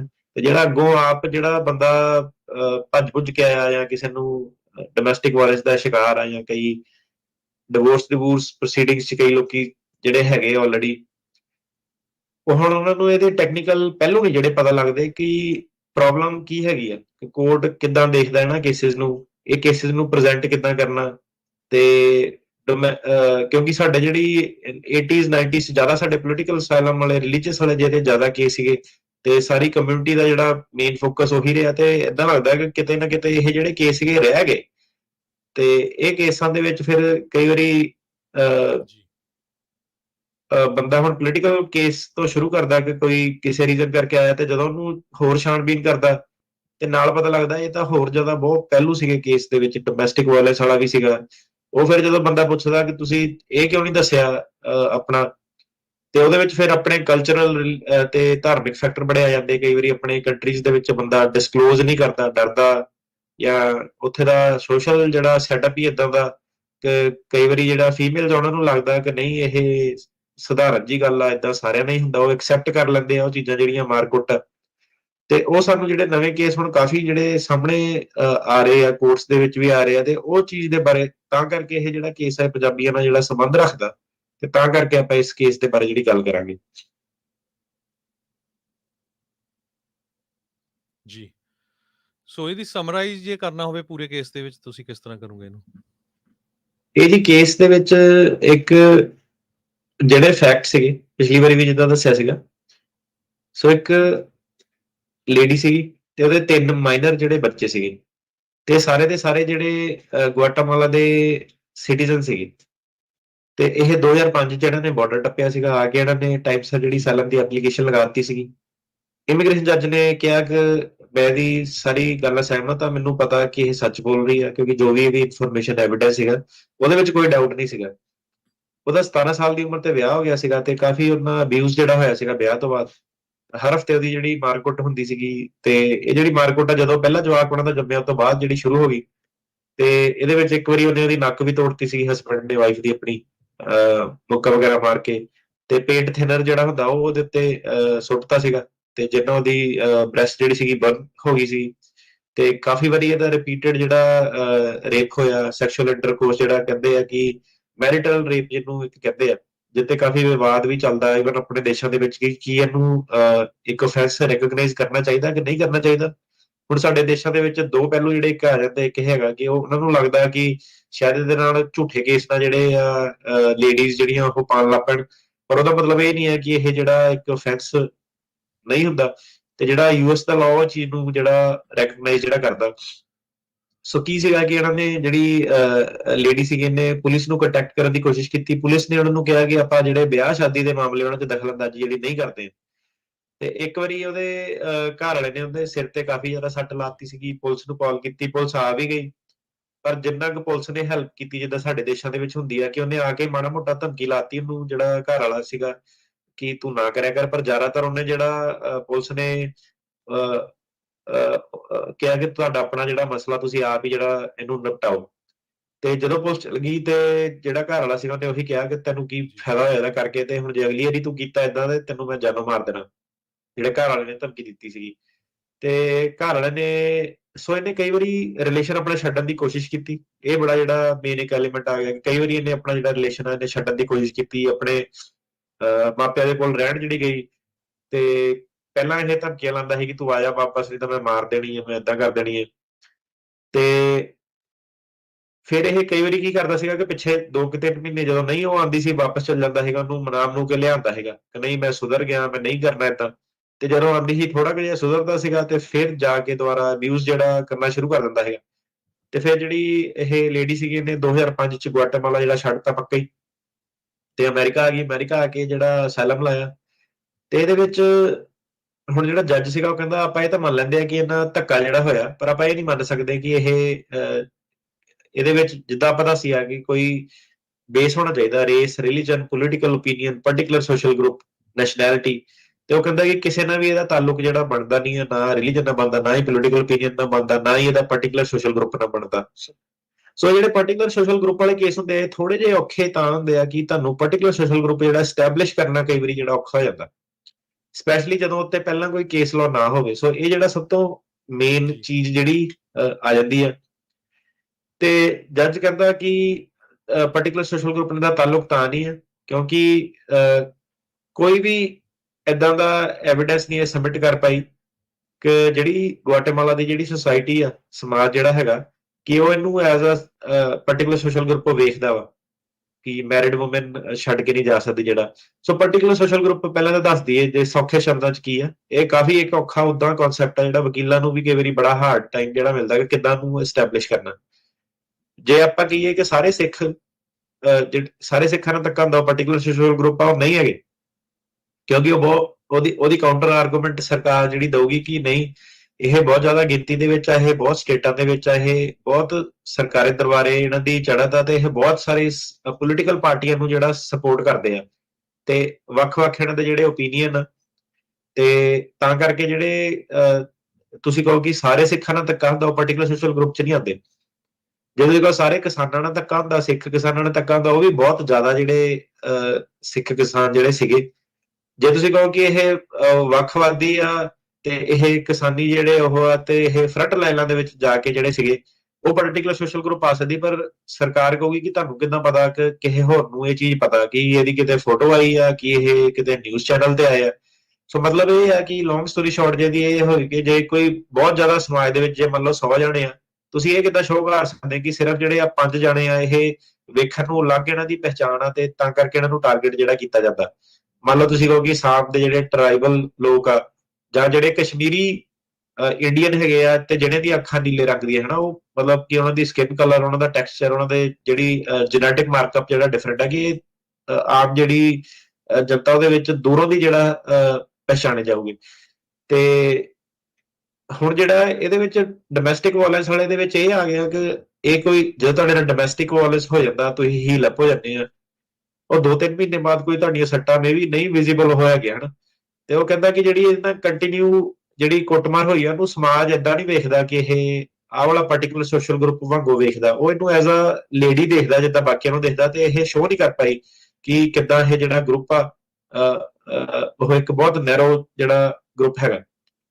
ਤੇ ਜੱਜ ਨੇ ਇਹਨੇ ਵੀ ਕਿਹਾ ਕਿ ਜਿਹੜਾ ਇਹਦੇ ਨਾਲ ਧੱਕਾ ਹੋਇਆ ਉਹ ਕ੍ਰਿਮੀਨਲ ਐਕਟ ਆ, ਤੇ ਉਹਦੀ ਇਹਦੇ ਕਾਨੂੰਨ ਨੂੰ ਸਜ਼ਾ ਦੇਣੀ ਚਾਹੀਦੀ ਹੈ। ਉਹਨੇ ਆਪਣੀ ਮਰਜ਼ੀ ਨਾਲ ਜਿਹੜਾ ਘਰ ਵਾਲੇ ਨੇ ਕੁੱਟਿਆ ਇਹਨੂੰ ਬਿਨਾਂ ਕਿਸੇ ਰੀਜ਼ਨ ਦੇ, ਉਹਨੇ ਇਹਨੂੰ ਤਾਂ ਕਰਕੇ ਨਹੀਂ ਕੁੱਟਿਆ ਕਿ ਇਹ ਪਾਰਟਿਕੂਲਰ ਸੋਸ਼ਲ ਗਰੁੱਪ ਦੀ ਮੈਂਬਰ ਆ, ਤੇ ਉਹਨੇ ਤਾਂ ਕਰਕੇ ਨਹੀਂ ਕੁੱਟਿਆ ਇਹਨੂੰ ਕਿ ਇਹ ਕਿਸੇ ਕਬੀਲੇ ਦੀ ਮੈਂਬਰ ਸੀਗੀ ਤੇ ਇਹਨਾਂ ਨਾਲ ਮਾਈਨੋਰਿਟੀ ਨਾਲ ਧੱਕਾ ਕਰਨਾ। ਉਹਨੇ ਇਹਨੂੰ ਸਿਰਫ ਤਾਂ ਕੁੱਟਿਆ ਕਿਉਂਕਿ ਉਹ ਕ੍ਰਿਮੀਨਲ ਨੇਚਰ ਦਾ ਵਾਇਲੈਂਟ ਇੱਕ ਬੰਦਾ ਹੈਗਾ। ਸੋ ਇਹਨੇ ਹੁਣ ਜਿਹੜੀ ਅਪੀਲ ਕਰ ਦਿੱਤੀ ਇਹਦੇ ਵਿੱਚੋਂ ਦੀ, ਤੇ ਅਪੀਲ ਦੇ ਵਿੱਚ ਜਿਹੜਾ ਉਹਨਾਂ ਨੇ ਸਿੱਧੇ ਕਿਹਾ ਕਿ ਜਿਹੜੀ ਸਰਕਾਰ ਸੀਗੀ ਪਹਿਲਾਂ ਤਾਂ ਉਹ ਮੰਨਦੀ ਸੀਗੀ ਕਿ ਇਹ ਡੋਮੈਸਟਿਕ ਵਾਇਲੈਂਸ ਹੈਗਾ, ਪਰ ਉਹਨਾਂ ਨੇ BIA ਨੂੰ ਕਿਹਾ ਕਿ ਇਹ ਜਿਹੜਾ ਡਿਸੀਜਨ ਆ ਜੋ ਜੱਜ ਨੇ ਕਿਹਾ ਆਪਾਂ ਇਹੀ ਚਾਹੁੰਦੇ ਹਾਂ ਕਿ BIA ਨਾਲ ਸਹਿਮਤ ਹੋਵੇ। ਤੇ ਉਸ ਤੋਂ ਬਾਅਦ ਕੀ ਹੋਇਆ ਕਿ ਜਦੋਂ BIA ਨੇ ਕਿਹਾ ਕਿ ਤੁਸੀਂ ਹੋਰ ਸਪਲੀਮੈਂਟਲ ਬਰੀਫ ਜਿਹੜੇ ਦਿਓ, ਕਿਉਂਕਿ ਸਾਨੂੰ ਇਸ ਜਿਹੜਾ ਮੁੱਦਾ ਇੱਥੇ ਕਾਰਵਾਈ ਜਿਹੜੀ ਕਰਨੀ ਚਾਹੀਦੀ ਹੈ, ਜ਼ਰੂਰੀ ਜਿਹੜਾ ਮੁੱਦਾ ਹੈਗਾ। ਤੇ ਹੁਣ ਜਦੋਂ ਇਹ ਬਰੀਫਿੰਗ ਇਹਨਾਂ ਨੇ ਖੋਲਤੀ, ਤਾਂ ਬਰੀਫਿੰਗ ਤੁਹਾਡਾ ਵਕੀਲ ਵੀ ਦਿੰਦਾ ਤੇ ਇੱਕ ਕਹਿੰਦੇ ਐਮਿਕਰੇ, ਉਹਦੇ ਵਿੱਚ ਕੀ ਹੈ ਕਿ ਜਿਹੜਾ ਹੋਰ ਨਾਨ ਪ੍ਰੋਫਿਟ ਸੰਸਥਾਵਾਂ, ਚੈਰੀਟੇਬਲ ਸੰਸਥਾਵਾਂ, ਉਹਦੀ ਵੀ ਉਹ ਗੱਲ ਜਿਹੜੀ ਸੁਣਦੇ ਆ। ਤੇ ਕਈ ਸਾਰੇ ਉਹਨੂੰ ਕਹਿੰਦੇ ਫਰੈਂਡ ਆਫ ਕੋਰਟ, ਕਿ ਕੋਈ ਭਾਵੇਂ ਤੁਹਾਡਾ ਕੇਸ ਨਹੀਂ ਹੈਗਾ ਤੇ ਜਿਹੜੇ ਹੋਰ ਵਕੀਲ ਆ ਜਾਂ ਹੋਰ ਜਿਹੜੀਆਂ ਚੈਰੀਟੇਬਲ ਸੰਸਥਾਵਾਂ, ਉਹ ਵੀ ਚਿੱਠੀਆਂ ਪੱਤਰ ਤੁਹਾਡੇ ਕੇਸ ਦੇ ਬਿਹਾਫ ਤੇ ਲਿਖ ਸਕਦੇ ਆ ਕਿ ਉਹਨਾਂ ਦਾ ਕੀ ਓਪੀਨੀਅਨ ਆ ਤੁਹਾਡੇ ਫੇਵਰ ਦੇ ਵਿੱਚ ਜਾਂ ਤੁਹਾਡੇ ਅਗੇਂਸਟ। ਸੋ ਇਹ ਜਿਹੜਾ ਹੁਣ ਕੇਸ ਹੈਗਾ ਬੜੀ ਚਰਚਾ ਦੇ ਵਿੱਚ ਆ ਗਿਆ। American immigration lawyers association, AILA ਜਿਹਨੂੰ ਕਹਿੰਦੇ ਆ, ਉਹਨੇ ਇਹਦੇ ਵਿੱਚ ਚਿੱਠੀਆਂ ਲਿਖੀਆਂ। Centre for gender and refugee studies, ਉਹਨਾਂ ਨੇ ਚਿੱਠੀਆਂ ਲਿਖੀਆਂ। Federation for American immigration reform, national immigration justice centre, even ਜਿਹੜਾ United Nations High Commissioner for refugee ਹੈਗਾ, ਉਹਨਾਂ ਨੇ ਵੀ ਇਸ ਕੇਸ ਦੇ ਵਿੱਚ ਆਪਣੀਆਂ ਜਿਹੜੀਆਂ ਬਰੀਫਿੰਗ ਜਿਹੜੀਆਂ ਸੀਗੀਆਂ ਸਬਮਿਟ ਕਰਾਈਆਂ। ਹੁਣ ਜਦੋਂ ਇਹ ਸਾਰੀਆਂ ਬਰੀਫਿੰਗ ਜਦੋਂ ਸਬਮਿਟ ਹੋ ਗਈਆਂ, ਤੇ ਜਿਹੜੀ DHS ਸੀਗੀ, ਉਹ ਹੁਣ ਬੇਸਿਕਲੀ ਉਹਨਾਂ ਨੇ ਆਪਣਾ ਜਿਹੜਾ ਸਟੈਂਸ ਸੀਗਾ ਉਹ ਆਪਣਾ ਚੇਂਜ ਕਰ ਲਿਆ। ਪਹਿਲਾਂ ਉਹ ਕਹਿੰਦੇ ਸੀਗੇ ਕਿ ਨਹੀਂ, ਜਿੱਦਾਂ ਜੱਜ ਨੇ ਕਿਹਾ ਵਾ ਉਦਾਂ ਹੀ ਗੱਲ ਜਿਹੜੀ ਮੰਨਣੀ ਚਾਹੀਦੀ ਆ। ਤੇ ਹੁਣ ਜਦੋਂ ਬਰੀਫਿੰਗਸ ਤੋਂ ਬਾਅਦ ਮੁੱਦੇ ਜਦੋਂ ਹੋਰ ਉੱਠ ਗਏ, ਤੇ ਹੁਣ ਮੁੱਦਾ ਇਹ ਉੱਠ ਗਿਆ ਕਿ ਜਿਹੜਾ ਡੋਮੈਸਟਿਕ ਵਾਇਲੈਂਸ ਜਦੋਂ ਕਿਸੇ ਦੇ ਨਾਲ ਹੁੰਦਾ, ਕੀ ਉਹ ਸਾਰੇ ਸਿਨੈਰੀਓ ਦੇ ਵਿੱਚ ਨਹੀਂ। ਸੋ BIA ਤੇ ਇਮੀਗ੍ਰੇਸ਼ਨ ਕੋਰਟ ਨੂੰ ਪਤਾ ਕਿ ਹਰੇਕ ਡੋਮੈਸਟਿਕ ਵਾਇਲੈਂਸ ਦਾ ਜਿਹੜਾ ਕੇਸ ਆ ਉਹ ਅਸਾਈਲਮ ਨਹੀਂ ਤੁਹਾਨੂੰ ਦਵਾ ਸਕਦਾ। ਤੇ ਉਹ ਕਹਿੰਦੇ ਕਿ ਪਰ ਕਈ ਸਿਨੈਰੀਓ ਇਦਾਂ ਦੇ ਹੋ ਸਕਦੇ ਆ ਜਿਹਦੇ ਵਿੱਚ ਆਪਾਂ ਡੋਮੈਸਟਿਕ ਵਾਇਲੈਂਸ ਦੇ ਬੇਸ ਤੇ ਅਸਾਈਲਮ ਜਿਹੜੀ ਕੰਸੀਡਰ ਕਰ ਸਕਦੇ ਆ। ਤੇ ਜਿਹੜੀ ਡਿਪਾਰਟਮੈਂਟ ਆਫ ਹੋਮਲੈਂਡ ਸਿਕਿਉਰਿਟੀ ਸੀਗੀ, ਆ ਸਾਰੀ ਬਰੀਫਿੰਗਸ ਤੋਂ ਬਾਅਦ ਉਹਨਾਂ ਨੇ ਕਈ ਗੱਲਾਂ ਸਿੱਧੇ ਮੰਨ ਲਈਆਂ ਕਿ ਆਪਾਂ ਮੰਨਦੇ ਆ ਕਿ ਇਹਨਾਂ ਪਾਸਟ ਪਰਸੀਕਿਊਸ਼ਨ ਹੋਈ ਹੈ, ਧੱਕਾ ਹੋਇਆ, ਤੇ ਪਾਰਟਿਕੂਲਰ ਸੋਸ਼ਲ ਗਰੁੱਪ ਦੇ ਬੇਸ ਤੇ ਹੋਇਆ ਕਿ ਜਿਹੜੀ ਮੈਰਿਡ ਵੂਮਨ ਹੈਗੀਆਂ ਉਹ ਕਿਉਂਕਿ ਆਪਣਾ ਰਿਲੇਸ਼ਨ ਨਹੀਂ ਛੱਡ ਸਕਦੀ, ਉਹਨੂੰ ਉਹ ਪ੍ਰਾਪਰਟੀ ਸਮਝਦੇ ਆਪਣੀ। ਜਿਹੜੀਆਂ ਉਦਾਂ ਦੀਆਂ ਮੈਰਿਡ ਵੂਮਨ ਜਿਹੜੀ ਆਪਣੀਆਂ ਰਿਲੇਸ਼ਨ ਛੱਡ ਨਹੀਂ ਸਕਦੀਆਂ, ਉਹਨਾਂ ਕੇਸਾਂ ਦੇ ਵਿੱਚ ਆਪਾਂ ਮੰਨਦੇ ਆ ਕਿ ਇਹ ਪਾਰਟਿਕੂਲਰ ਸੋਸ਼ਲ ਗਰੁੱਪ ਫਾਰਮ ਕਰਦਾ। ਤੇ ਜਿਹੜੀ ਡਿਪਾਰਟਮੈਂਟ ਆਫ ਹੋਮਲੈਂਡ ਸਿਕਿਉਰਿਟੀ ਸੀਗੀ, ਉਹ ਕਹਿੰਦੀ ਕਿ ਇਹਨੂੰ ਜਿਹੜਾ ਕੇਸ ਹੈ ਇਹਨੂੰ ਵਾਪਸ ਤੁਸੀਂ ਇਮੀਗ੍ਰੇਸ਼ਨ ਜੱਜ ਦੇ ਕੋਲ ਵਾਪਸ ਭੇਜੋ, ਤਾਂ ਕਿ ਹੋਰ ਜਿਹੜੀ ਫੈਕਟ ਫਾਈਂਡਿੰਗ ਆ ਕਿ ਤੇਰੇ ਨਾਲ ਕੀ ਹੋਇਆ, ਹੋਰ ਜਿਹੜੀਆਂ ਡਿਟੇਲਾਂ ਦੁਬਾਰਾ ਆਪਾਂ ਉਹਦੇ ਉੱਤੇ ਬਹਿਸ ਜਿਹੜੀ ਕਰ ਸਕੀਏ। ਤੇ ਜਿਹੜਾ ਰਿਸਪੋਂਡੈਂਟ ਸੀਗਾ, ਜਿਹੜੀ ਲੇਡੀ ਸੀਗੀ, ਇਹ ਕਹਿੰਦੀ ਕਿ ਨਹੀਂ, ਮੈਂ ਆਲਰੇਡੀ ਉਹ ਸਾਰਾ ਕੁਝ ਕਰਤਾ, ਤੇ ਜਿਹੜਾ ਕੇਸ ਆ ਇੱਥੇ ਡਿਸਾਈਡ ਕੀਤਾ ਜਾਵੇ ਤੇ ਮੈਨੂੰ ਇੱਥੇ ਜਿਹੜਾ ਅਸਾਈਲਮ ਜਿਹੜਾ ਗ੍ਰਾਂਟ ਕੀਤੀ ਜਾਵੇ। ਜੀ। ਸੋ ਇਹਦੇ ਵਿੱਚ ਐਨਾਲਿਸਿਸ ਕੀ ਸੀ PSG ਦਾ, ਤੇ ਰਿਸਪੋਂਡੈਂਟ ਜਿਹੜਾ ਕਲਾਇੰਟ ਆ ਉਹਦਾ ਕਲੇਮ ਨੂੰ ਕੀ ਹੋਇਆ? ਸੋ ਜਿਹੜਾ BIA ਸੀਗਾ, ਉਹ ਕਹਿੰਦਾ ਕਿ ਆਪਾਂ ਇਹਦਾ ਡਿਨੋਵੋ ਰਿਵਿਊ ਜਿਹੜਾ ਕਰਨਾ। ਸੋ ਡਿਨੋਵੋ ਰਿਵਿਊ ਦਾ ਮਤਲਬ ਕੀ ਹੁੰਦਾ ਕਿ ਆਪਾਂ ਸ਼ੁਰੂਆਤ ਤੋਂ ਇਹਨੂੰ ਬਿਲਕੁਲ ਜਿੱਦਾਂ ਫਰੈਸ਼ ਕੇਸ ਸਾਡੇ ਮੁਰੇ ਆ, ਸਾਡੇ ਕੋਲ ਪਾਵਰ ਆਪਾਂ ਨੂੰ ਉਦਾਂ ਵੇਖ ਸਕਦੇ ਆ। ਇਹਦਾ ਮਤਲਬ ਇਹ ਹੁੰਦਾ ਕਿ ਜੇ ਕੋਈ ਜੱਜ ਨੇ ਕੋਈ ਵੀ ਕਨਕਲੂਜਨ ਕੀਤਾ, ਕੋਈ ਵੀ ਫਾਈਂਡਿੰਗ ਜਿਹੜੀ ਜੱਜ ਨੇ ਕੀਤੀ ਆ, ਆਪਾਂ ਉਹਦੀ ਫਾਈਂਡਿੰਗ ਤੋਂ ਇਲਾਵਾ ਵੀ ਆਪਾਂ ਆਪਣੇ ਆਪ ਨਾਲ ਵੀ ਵੇਖ ਸਕਦੇ ਆ ਨਵੇਂ ਸਿਰਿਓਂ ਕਿ ਕੀ ਇਸ ਕੇਸ ਦੇ ਵਿੱਚ ਫੈਸਲਾ ਜਿਹੜਾ ਹੋਣਾ ਚਾਹੀਦਾ। ਤੇ ਉਹ ਕਹਿੰਦਾ ਕਿ ਜਿਹੜਾ ਇਹ ਸਵਾਲ ਜਿਹੜਾ ਸਾਡੇ ਮੂਹਰੇ ਉੱਠਿਆ ਕਿ ਕੀ ਇੱਕ ਬੰਦਾ ਪਾਰਟਿਕੂਲਰ ਸੋਸ਼ਲ ਗਰੁੱਪ ਦਾ ਮੈਂਬਰ ਹੈਗਾ ਕਿ ਨਹੀਂ ਹੈਗਾ, ਇੱਕ ਫੈਕਚੁਅਲ ਫਾਈਂਡਿੰਗ ਆ। ਤੇ ਸਾਨੂੰ ਇਹ ਲੱਗਦਾ ਕਿ ਜੱਜ ਨੇ ਜਿਹੜੀ ਕਲੀਅਰ ਇਹਦੇ ਵਿੱਚ ਐਰਰ ਜਿਹੜੀ ਉਹ ਕਰ ਦਿੱਤੀ ਹੈ। ਇਹਨਾਂ ਦਾ ਇੱਕ ਪਹਿਲਾਂ, ਇਸ ਤੋਂ ਪਹਿਲਾਂ ਕੇਸ ਹੋਇਆ ਸੀਗਾ ਮੈਟਰ ਆਫ ਆਰ ਏ। ਹੁਣ ਕੀ ਸੀਗਾ, ਟੈਕਨੀਕਲ ਡਿਸਕਸ਼ਨ ਤਾਂ ਬੜੀ ਲੰਬੀ ਆ ਕਿ ਸਾਰੇ ਕੇਸਾਂ ਦੇ ਵਿੱਚ ਕੀ ਹੋਇਆ, 3-4 ਕੇਸ ਜਿਹੜੇ ਇਸ ਮੁੱਦੇ ਤੇ ਸੀਗੇ ਡੋਮੈਸਟਿਕ ਵਾਇਲੈਂਸ ਦੇ ਮੇਨ। ਸੋ ਜਿਹੜਾ ਨੂੰ ਨਹੀਂ ਪਤਾ ਹੈ ਨਾ, ਆਪਾਂ ਆਪਣੇ ਸ਼ੋਅ 'ਚ ਕਈ ਵਾਰੀ ਡਿਸਕਸ਼ਨ ਇਹਦੀ ਕੀਤੀ ਹੈ, ਪਰ ਜਿਹੜਾ ਨੂੰ ਨਹੀਂ ਪਤਾ, ਜਿਹੜੇ ਸ਼ੋਅ ਜਿਹੜਾ ਕੋਈ ਵੀ ਮੁੱਦਾ ਜਦੋਂ ਹੁੰਦਾ, BIA ਕੋਈ ਚੀਜ਼ ਜਦੋਂ ਡਿਸਾਈਡ ਕਰ ਦਿੰਦੀ ਹੈ, ਉਸ ਤੋਂ ਬਾਅਦ ਉਹ ਸਰਕਟ ਕੋਰਟ ਤੇ ਜਾਂਦਾ। ਪਰ ਹੁਣ ਜਦੋਂ ਨਵੀਂ ਸਰਕਾਰ ਜਿਹੜੀ ਆਉਂਦੀ ਆ, ਮੰਨ ਲਓ ਕਿ ਹੁਣ LGBTQ ਆ ਜਾਂ ਫੈਮਿਲੀ ਯੂਨਿਟ ਆ, ਉਹਦੇ ਵਿੱਚ ਤੇ ਅਸਾਈਲਮ ਬਣਦਾ। ਮੰਨ ਲਓ ਕਿ ਜੇ ਡੈਮੋਕ੍ਰੈਟਸ ਨੇ ਕਹਿਤਾ ਕਿ ਇਹ ਜਿਹੜੀ ਫੈਮਿਲੀ ਹੈ ਜਾਂ ਯੂਨਿਟ, ਇੱਥੇ ਅਸਾਈਲਮ ਦੇਣਾ ਚਾਹੀਦਾ। ਮੰਨ ਲਓ ਹੁਣ ਰਿਪਬਲਿਕਨਸ ਆ ਗਏ, ਉਹ ਕਹਿੰਦੇ ਕਿ ਨਹੀਂ, ਇਹ ਟੂ ਬਰੌਡ ਆ, ਆਪਾਂ ਇਸ ਚੀਜ਼ ਤੇ ਅਸਾਈਲਮ ਨਹੀਂ ਦੇਣਾ ਚਾਹਤੇ। ਸੋ ਕੀ ਕਰਦੇ ਆ ਕਿ ਜਿਹੜੇ ਡਿਸੀਜਨ ਹੁੰਦੇ ਆ ਆਪਣੇ, ਜਿਹੜਾ ਅਟਰਨੀ ਜਨਰਲ ਇਹਨਾਂ ਦਾ ਹੁੰਦਾ, ਆਪ ਇਹ ਨਿਯੁਕਤ ਕਰਦੇ ਆ ਹਰੇਕ ਸਰਕਾਰ, ਇਹ ਉਹਨੂੰ ਰੈਫਰ ਕਰ ਦਿੰਦੇ ਆ। ਸੋ ਅਟਰਨੀ ਜਨਰਲ ਜਿਹੜਾ ਹੈਗਾ, ਉਹ ਆਪਣੇ ਹਿਸਾਬ ਨਾਲ ਕਈ ਵਾਰੀ ਇਹਦੀ ਫਾਈਂਡਿੰਗ ਕਰਦਾ, ਕਈ ਵਾਰੀ ਉਹ ਦੁਬਾਰਾ BIA ਨੂੰ ਕਹਿੰਦਾ ਕਿ ਇੱਥੇ ਸੁਣਿਆ ਜਾਵੇ, ਮੁੱਦਾ ਸੁਣਿਆ ਜਾਵੇ, ਤੇ ਉਹ ਕਈ ਵਾਰੀ ਇੱਥੋਂ ਜਿਹੜੀ ਕਾਨੂੰਨ ਆ ਉਹਨੂੰ ਚੇਂਜ ਕਰ ਦਿੰਦੇ ਆ, ਪ੍ਰੈਸੀਡੈਂਟ ਜਿਹੜਾ ਹੈਗਾ ਉਹਨੂੰ ਚੇਂਜ ਕਰ ਦਿੰਦੇ ਆ, ਤੇ ਕੇਸ ਕਈ ਵਾਰੀ ਓਵਰਟਰਨ ਕਰ ਦਿੰਦੇ ਆ। ਸੋ ਇਹਦੇ ਨਾਲ ਕੀ ਹੁੰਦਾ ਕਿ ਜਦੋਂ ਹੁਣ ਫॉर ਐਗਜ਼ਾਮਪਲ ਰਿਪਬਲਿਕਨ ਸਰਕਾਰ ਆ ਗਈ, ਉਹਨਾਂ ਨੇ ਆਪਣੇ ਅਟਰਨੀ ਜਨਰਲ ਦੀ ਪਾਵਰ ਵਰਤਦੇ ਹੋਏ BIA ਦੇ ਕੋਲ ਕੋਈ ਕੇਸ ਭੇਜਣੇ ਆ, ਤੇ ਉਹਨਾਂ ਨੂੰ ਕਹਿਣਾ ਕਿ ਇਹਨੂੰ ਇਸ ਹਿਸਾਬ ਨਾਲ ਇੰਟਰਪ੍ਰੈਟ ਕੀਤਾ ਜਾਵੇ, ਤੇ ਹੋਰ ਆਪਣੀ ਗਾਈਡੈਂਸ ਜਿਹੜੀ ਦੇਣੀ ਆ।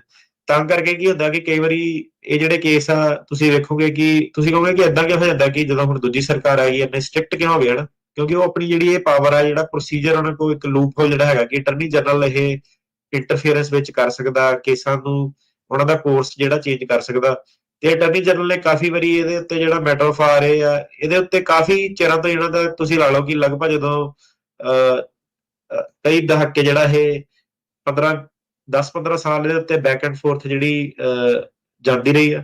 ਪਰ ਇਹ ਵੇਲੇ ਹੁਣ ਜਿਹੜੇ ਕੇਸ ਦੇ ਵਿੱਚ ਸੀਗਾ, ਉਹਨਾਂ ਨੇ ਸਾਰਾ ਜਿਹੜੇ ਪਹਿਲੂ ਆ ਡਿਸਾਈਡ ਕਰਦੇ ਹੋਏ ਇਹੀ ਉਹਨਾਂ ਨੇ ਕਨਕਲੂਡ ਕੀਤਾ ਕਿ ਕਿਉਂਕਿ ਜਿਹੜੀ ਇਹ ਲੇਡੀ ਸੀਗੀ, ਆਪਣੇ ਘਰ ਵਾਲੇ ਨੂੰ ਛੱਡ ਕੇ ਨਹੀਂ ਜਾ ਸਕਦੀ ਸੀ, ਕੋਈ ਆਪਸ਼ਨ ਨਹੀਂ ਸੀ, ਇਹਨੇ ਛੱਡਣ ਦੀ ਕੋਸ਼ਿਸ਼ ਵੀ ਕੀਤੀ ਸੀਗੀ, ਤੇ ਤਾਂ ਕਰਕੇ ਇਹ ਪਾਰਟਿਕੂਲਰ ਸੋਸ਼ਲ ਗਰੁੱਪ ਬਣਦੀ ਆ। ਕਿਉਂਕਿ ਆਪਾਂ ਸਾਰੀ ਲੇਡੀਜ਼ ਦੀ ਗੱਲ ਨਹੀਂ ਕਰ ਰਹੇ ਜਿਹਨਾਂ ਨਾਲ ਡੋਮੈਸਟਿਕ ਵਾਇਲੈਂਸ ਹੋਇਆ, ਆਪਾਂ ਸਿਰਫ ਉਹ ਲੇਡੀਜ਼ ਦੀ ਗੱਲ ਕਰ ਰਹੇ ਹਾਂ ਜਿਹੜੀਆਂ ਸਟਕ ਹੋਈਆਂ, ਜਿਹਨਾਂ ਨੂੰ ਉਹਨਾਂ ਦਾ ਘਰ ਵਾਲਾ ਆਪਣੀ ਪ੍ਰਾਪਰਟੀ ਜਿਹੜੀ ਸਮਝਦਾ, ਤੇ ਇਹ ਚੀਜ਼ 'ਚ ਤੁਸੀਂ ਬਾਹਰ ਨਹੀਂ ਆ ਸਕਦੇ। ਤੇ ਤਾਂ ਕਰਕੇ ਆਪਾਂ ਇਹਨੂੰ ਜਿਹੜਾ ਇੱਕ ਪਾਰਟਿਕੂਲਰ ਸੋਸ਼ਲ ਗਰੁੱਪ ਜਿਹੜਾ ਮੰਨਦੇ ਆ। ਤੇ ਇਸ ਕੇਸ ਦੇ ਵਿੱਚ ਜਿਹੜਾ ਸੀਗਾ, BIA ਨੇ ਹੀ ਕਿਹਾ ਕਿ ਆਪਾਂ ਇਹਨੂੰ ਜੱਜ ਦੇ ਕੋਲ ਜਿਹੜਾ ਰਿਮਾਂਡ ਕਰਦੇ ਆ, ਤਾਂ ਕਿ ਇੱਥੇ ਹੋਰ ਜਿਹੜੀ ਬਹਿਸ ਜਿਹੜੀ ਹੋ ਸਕੇ, ਤੇ ਇਸ ਚੀਜ਼ ਬਾਰੇ ਹੋਰ ਜਿਹੜੇ ਵਿਚਾਰ ਇਹ ਦੱਸ ਸਕਣ ਕਿ ਕਿਉਂ ਇਹ ਆਪਣਾ ਜਿਹੜਾ ਰਿਲੇਸ਼ਨ ਉਹਨੂੰ ਛੱਡ ਨਹੀਂ ਸਕਦੇ ਸੀਗੇ, ਤੇ ਕਿਉਂ ਜਿਹੜਾ ਘਰ ਵਾਲਾ ਉਹ ਪ੍ਰਾਪਰਟੀ ਇਹਨੂੰ ਸਮਝਦਾ ਸੀਗਾ। ਤੇ ਇਹਦੇ ਵਿੱਚ ਉਹ ਸਾਰੇ ਜਿਹੜੇ ਦੇਸ਼ ਦਾ ਸੁਸਾਇਟੀ ਕਿਹੜੇ ਹਿਸਾਬ ਨਾਲ ਸੈਟਅਪ ਆ, ਸਮਾਜ ਕਿਦਾਂ ਲੇਡੀਜ਼ ਨੂੰ ਦੇਖਦਾ, ਡਿਵੋਰਸ ਦੀਆਂ ਗਰਾਊਂਡ ਜਿਹੜੀਆਂ ਕੀ ਹੈਗੀਆਂ, ਪੁਲਿਸ ਉਹਨੂੰ ਕਿੱਦਾਂ ਦੇਖਦੀ ਆ, ਕੀ ਉਹ ਫੀਮੇਲਸ ਦੀ ਹੈਲਪ ਕਰਦੀ ਆ ਕਿ ਨਹੀਂ ਕਰਦੀ ਆ, ਤੇ ਜੇ ਡਿਵੋਰਸ ਲੈ ਲੈਂਦੀ ਆ ਕੀ ਫੀਮੇਲ ਉਹ ਆਪਣੇ ਆਪ ਇੰਡੀਪੈਂਡੈਂਟ ਰਹਿ ਸਕਦੀ ਆ ਕਿ ਨਹੀਂ ਰਹਿ ਸਕਦੀ ਆ, ਉਹਦਾ ਐਜੂਕੇਸ਼ਨ ਦਾ ਲੈਵਲ ਕੀ ਸੀਗਾ, ਉਹਦੇ ਜਵਾਕ ਕਿੰਨੇ ਆ, ਉਹਦੀ ਹੋਰ ਡਿਪੈਂਡੈਂਸੀਜ਼ ਕਿੰਨੀਆਂ ਸੀਗੀਆਂ। ਤੇ ਜ਼ਿਆਦਾਤਰ ਜਿੱਦਾਂ ਹੁਣ ਜੇ ਇਹਨੂੰ ਆਪਾਂ ਪੰਜਾਬੀ ਕੇਸਾਂ ਦੇ ਵੱਲ ਲੈ ਕੇ ਜਾਈਏ, ਤਾਂ ਜਿਹੜਾ ਇਹ ਆ ਕਿ ਭਾਵੇਂ ਡੋਮੈਸਟਿਕ ਵਾਇਲੈਂਸ ਵੀ ਹੁੰਦਾ ਹੋਵੇ, ਸੁਸਾਇਟੀ ਜਿਹੜੀ ਆ ਉਹ ਕਈ ਵਾਰੀ ਇਨਕਰੇਜ ਕਰਦੀ ਆ ਕਿ ਨਹੀਂ, ਤੁਸੀਂ ਆਪਣਾ ਜਿਹੜਾ ਵਿਆਹ ਨੂੰ ਟੁੱਟਣ ਨਾ ਦਿਓ। ਤੇ ਜਿਹੜੇ ਆਪਣੇ ਕੋਲ ਜਿੰਨੇ ਵੀ ਕੇਸ ਜਿਹੜੇ ਹੋਏ ਸੀਗੇ, ਉਹਦੇ ਵਿੱਚ ਤਕਰੀਬਨ ਜਿਹੜੇ ਸੀਗੇ ਕੁੜੀ ਦੇ ਘਰ ਦੇ ਹੀ ਕਹਿੰਦੇ ਸੀ ਕਿ ਨਹੀਂ, ਇਹ ਤੇਰੀ ਪ੍ਰੋਬਲਮ ਆ, ਤੂੰ ਜਾ ਕੇ ਆਪਣੇ ਲੈਵਲ ਤੇ ਜਿਹੜਾ ਉਹਨਾਂ ਡੀਲ ਕਰ। ਤੇ ਕੋਈ ਵੀ ਉਹਦਾ ਸਾਥ ਨਹੀਂ ਦਿੰਦਾ ਸੀ, ਕਿ ਉਹਨੂੰ ਕੱਢਣਾ ਨਹੀਂ ਚਾਹੁੰਦਾ ਸੀ ਉਸ ਚੀਜ਼ ਤੋਂ। ਭਰਾ ਭੈਣ ਹੋ ਗਏ, ਮਾਪੇ ਹੋ ਗਏ, ਉਹ ਸਾਰੇ ਇਹੀ ਕਹਿੰਦੇ ਸੀ ਕਿ ਤੇਰੀ ਸਮਾਜਿਕ ਜ਼ਿੰਮੇਵਾਰੀ ਬਣਦੀ ਆ। ਤੇ ਫੀਮੇਲ ਜਿਹੜੀਆਂ ਕਈ ਵਾਰੀ ਉਹਨਾਂ ਨੂੰ ਵੀ ਇਹੀ ਲੱਗਦਾ ਕਿ ਨਹੀਂ, ਮੇਰਾ ਇਹੀ ਫਰਜ਼ ਬਣਦਾ, ਜੇ ਮੈਂ ਕੁਝ ਹੋਰ ਕਰੂੰਗੀ ਤਾਂ ਮੈਨੂੰ ਸਮਾਜ ਨੇ ਖੰਡਨ ਕਰਨਾ, ਜਾਂ ਮੈਨੂੰ ਉਹਨਾਂ ਨੇ ਕਹਿਣਾ ਕਿ ਤੂੰ ਗਲਤ ਕੀਤਾ। ਸੋ ਇਹ ਚੀਜ਼ ਦਾ ਜਿਹੜਾ ਬੇਸ ਦੇ ਉੱਤੇ ਇਹ ਜਿਹੜੇ ਕੇਸ ਕੋਰਟਸ ਦੇ ਵਿੱਚ ਜਿਹੜੇ ਲੱਗਦੇ ਆ।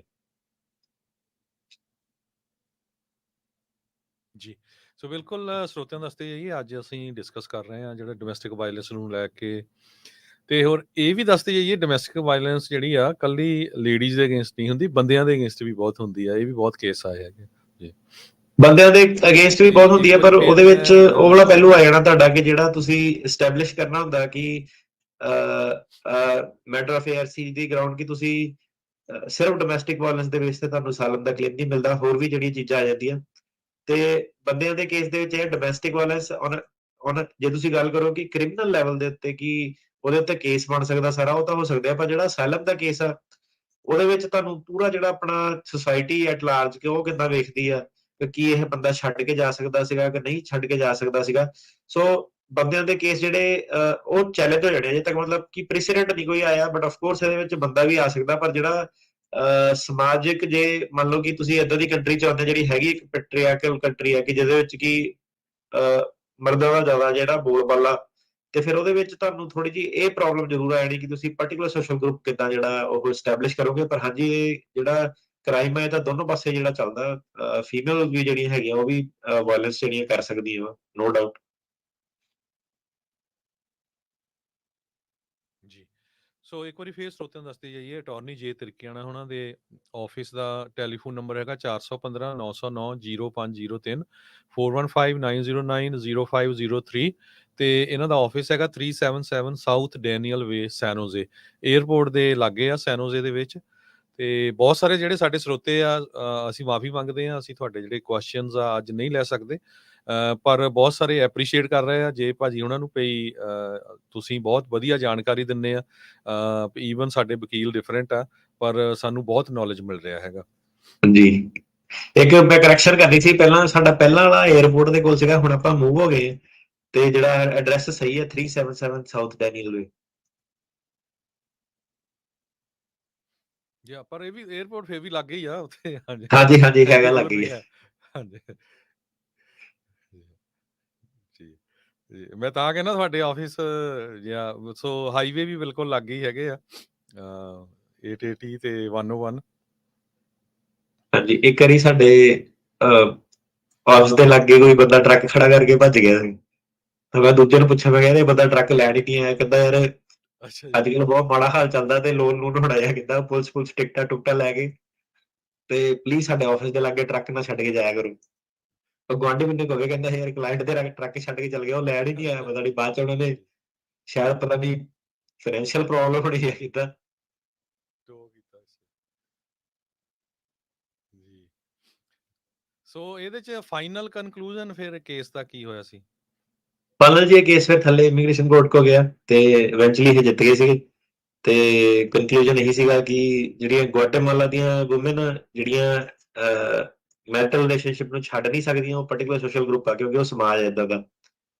ਤੇ ਫਾਈਨਲ ਕਨਕਲੂਜਨ ਬਾਕੀ ਕੇਸਾਂ ਦੇ ਲਈ ਇਹ ਹੈ ਕਿ ਭਾਵੇਂ ਕਿਸੇ ਵੀ ਕੰਟਰੀ ਤੋਂ ਆ, ਇੰਡੀਆ ਤੋਂ ਆ, ਕਿਤੋਂ ਵੀ ਆ, ਜੇ ਕੋਈ ਆਪਣਾ ਉਹ ਰਿਲੇਸ਼ਨ ਨੂੰ ਛੱਡ ਨਹੀਂ ਸਕਦਾ, ਉਹਨਾਂ ਨਾਲ ਉਸ ਲੈਵਲ ਦਾ ਧੱਕਾ ਹੋਇਆ, ਤਾਂ ਉਹ ਪਾਰਟਿਕੂਲਰ ਸੋਸ਼ਲ ਗਰੁੱਪ ਦਾ ਜਿਹੜਾ ਕੇਸ ਡੋਮੈਸਟਿਕ ਵਾਇਲੈਂਸ ਦੇ ਬੇਸ ਤੇ ਬਣਦਾ।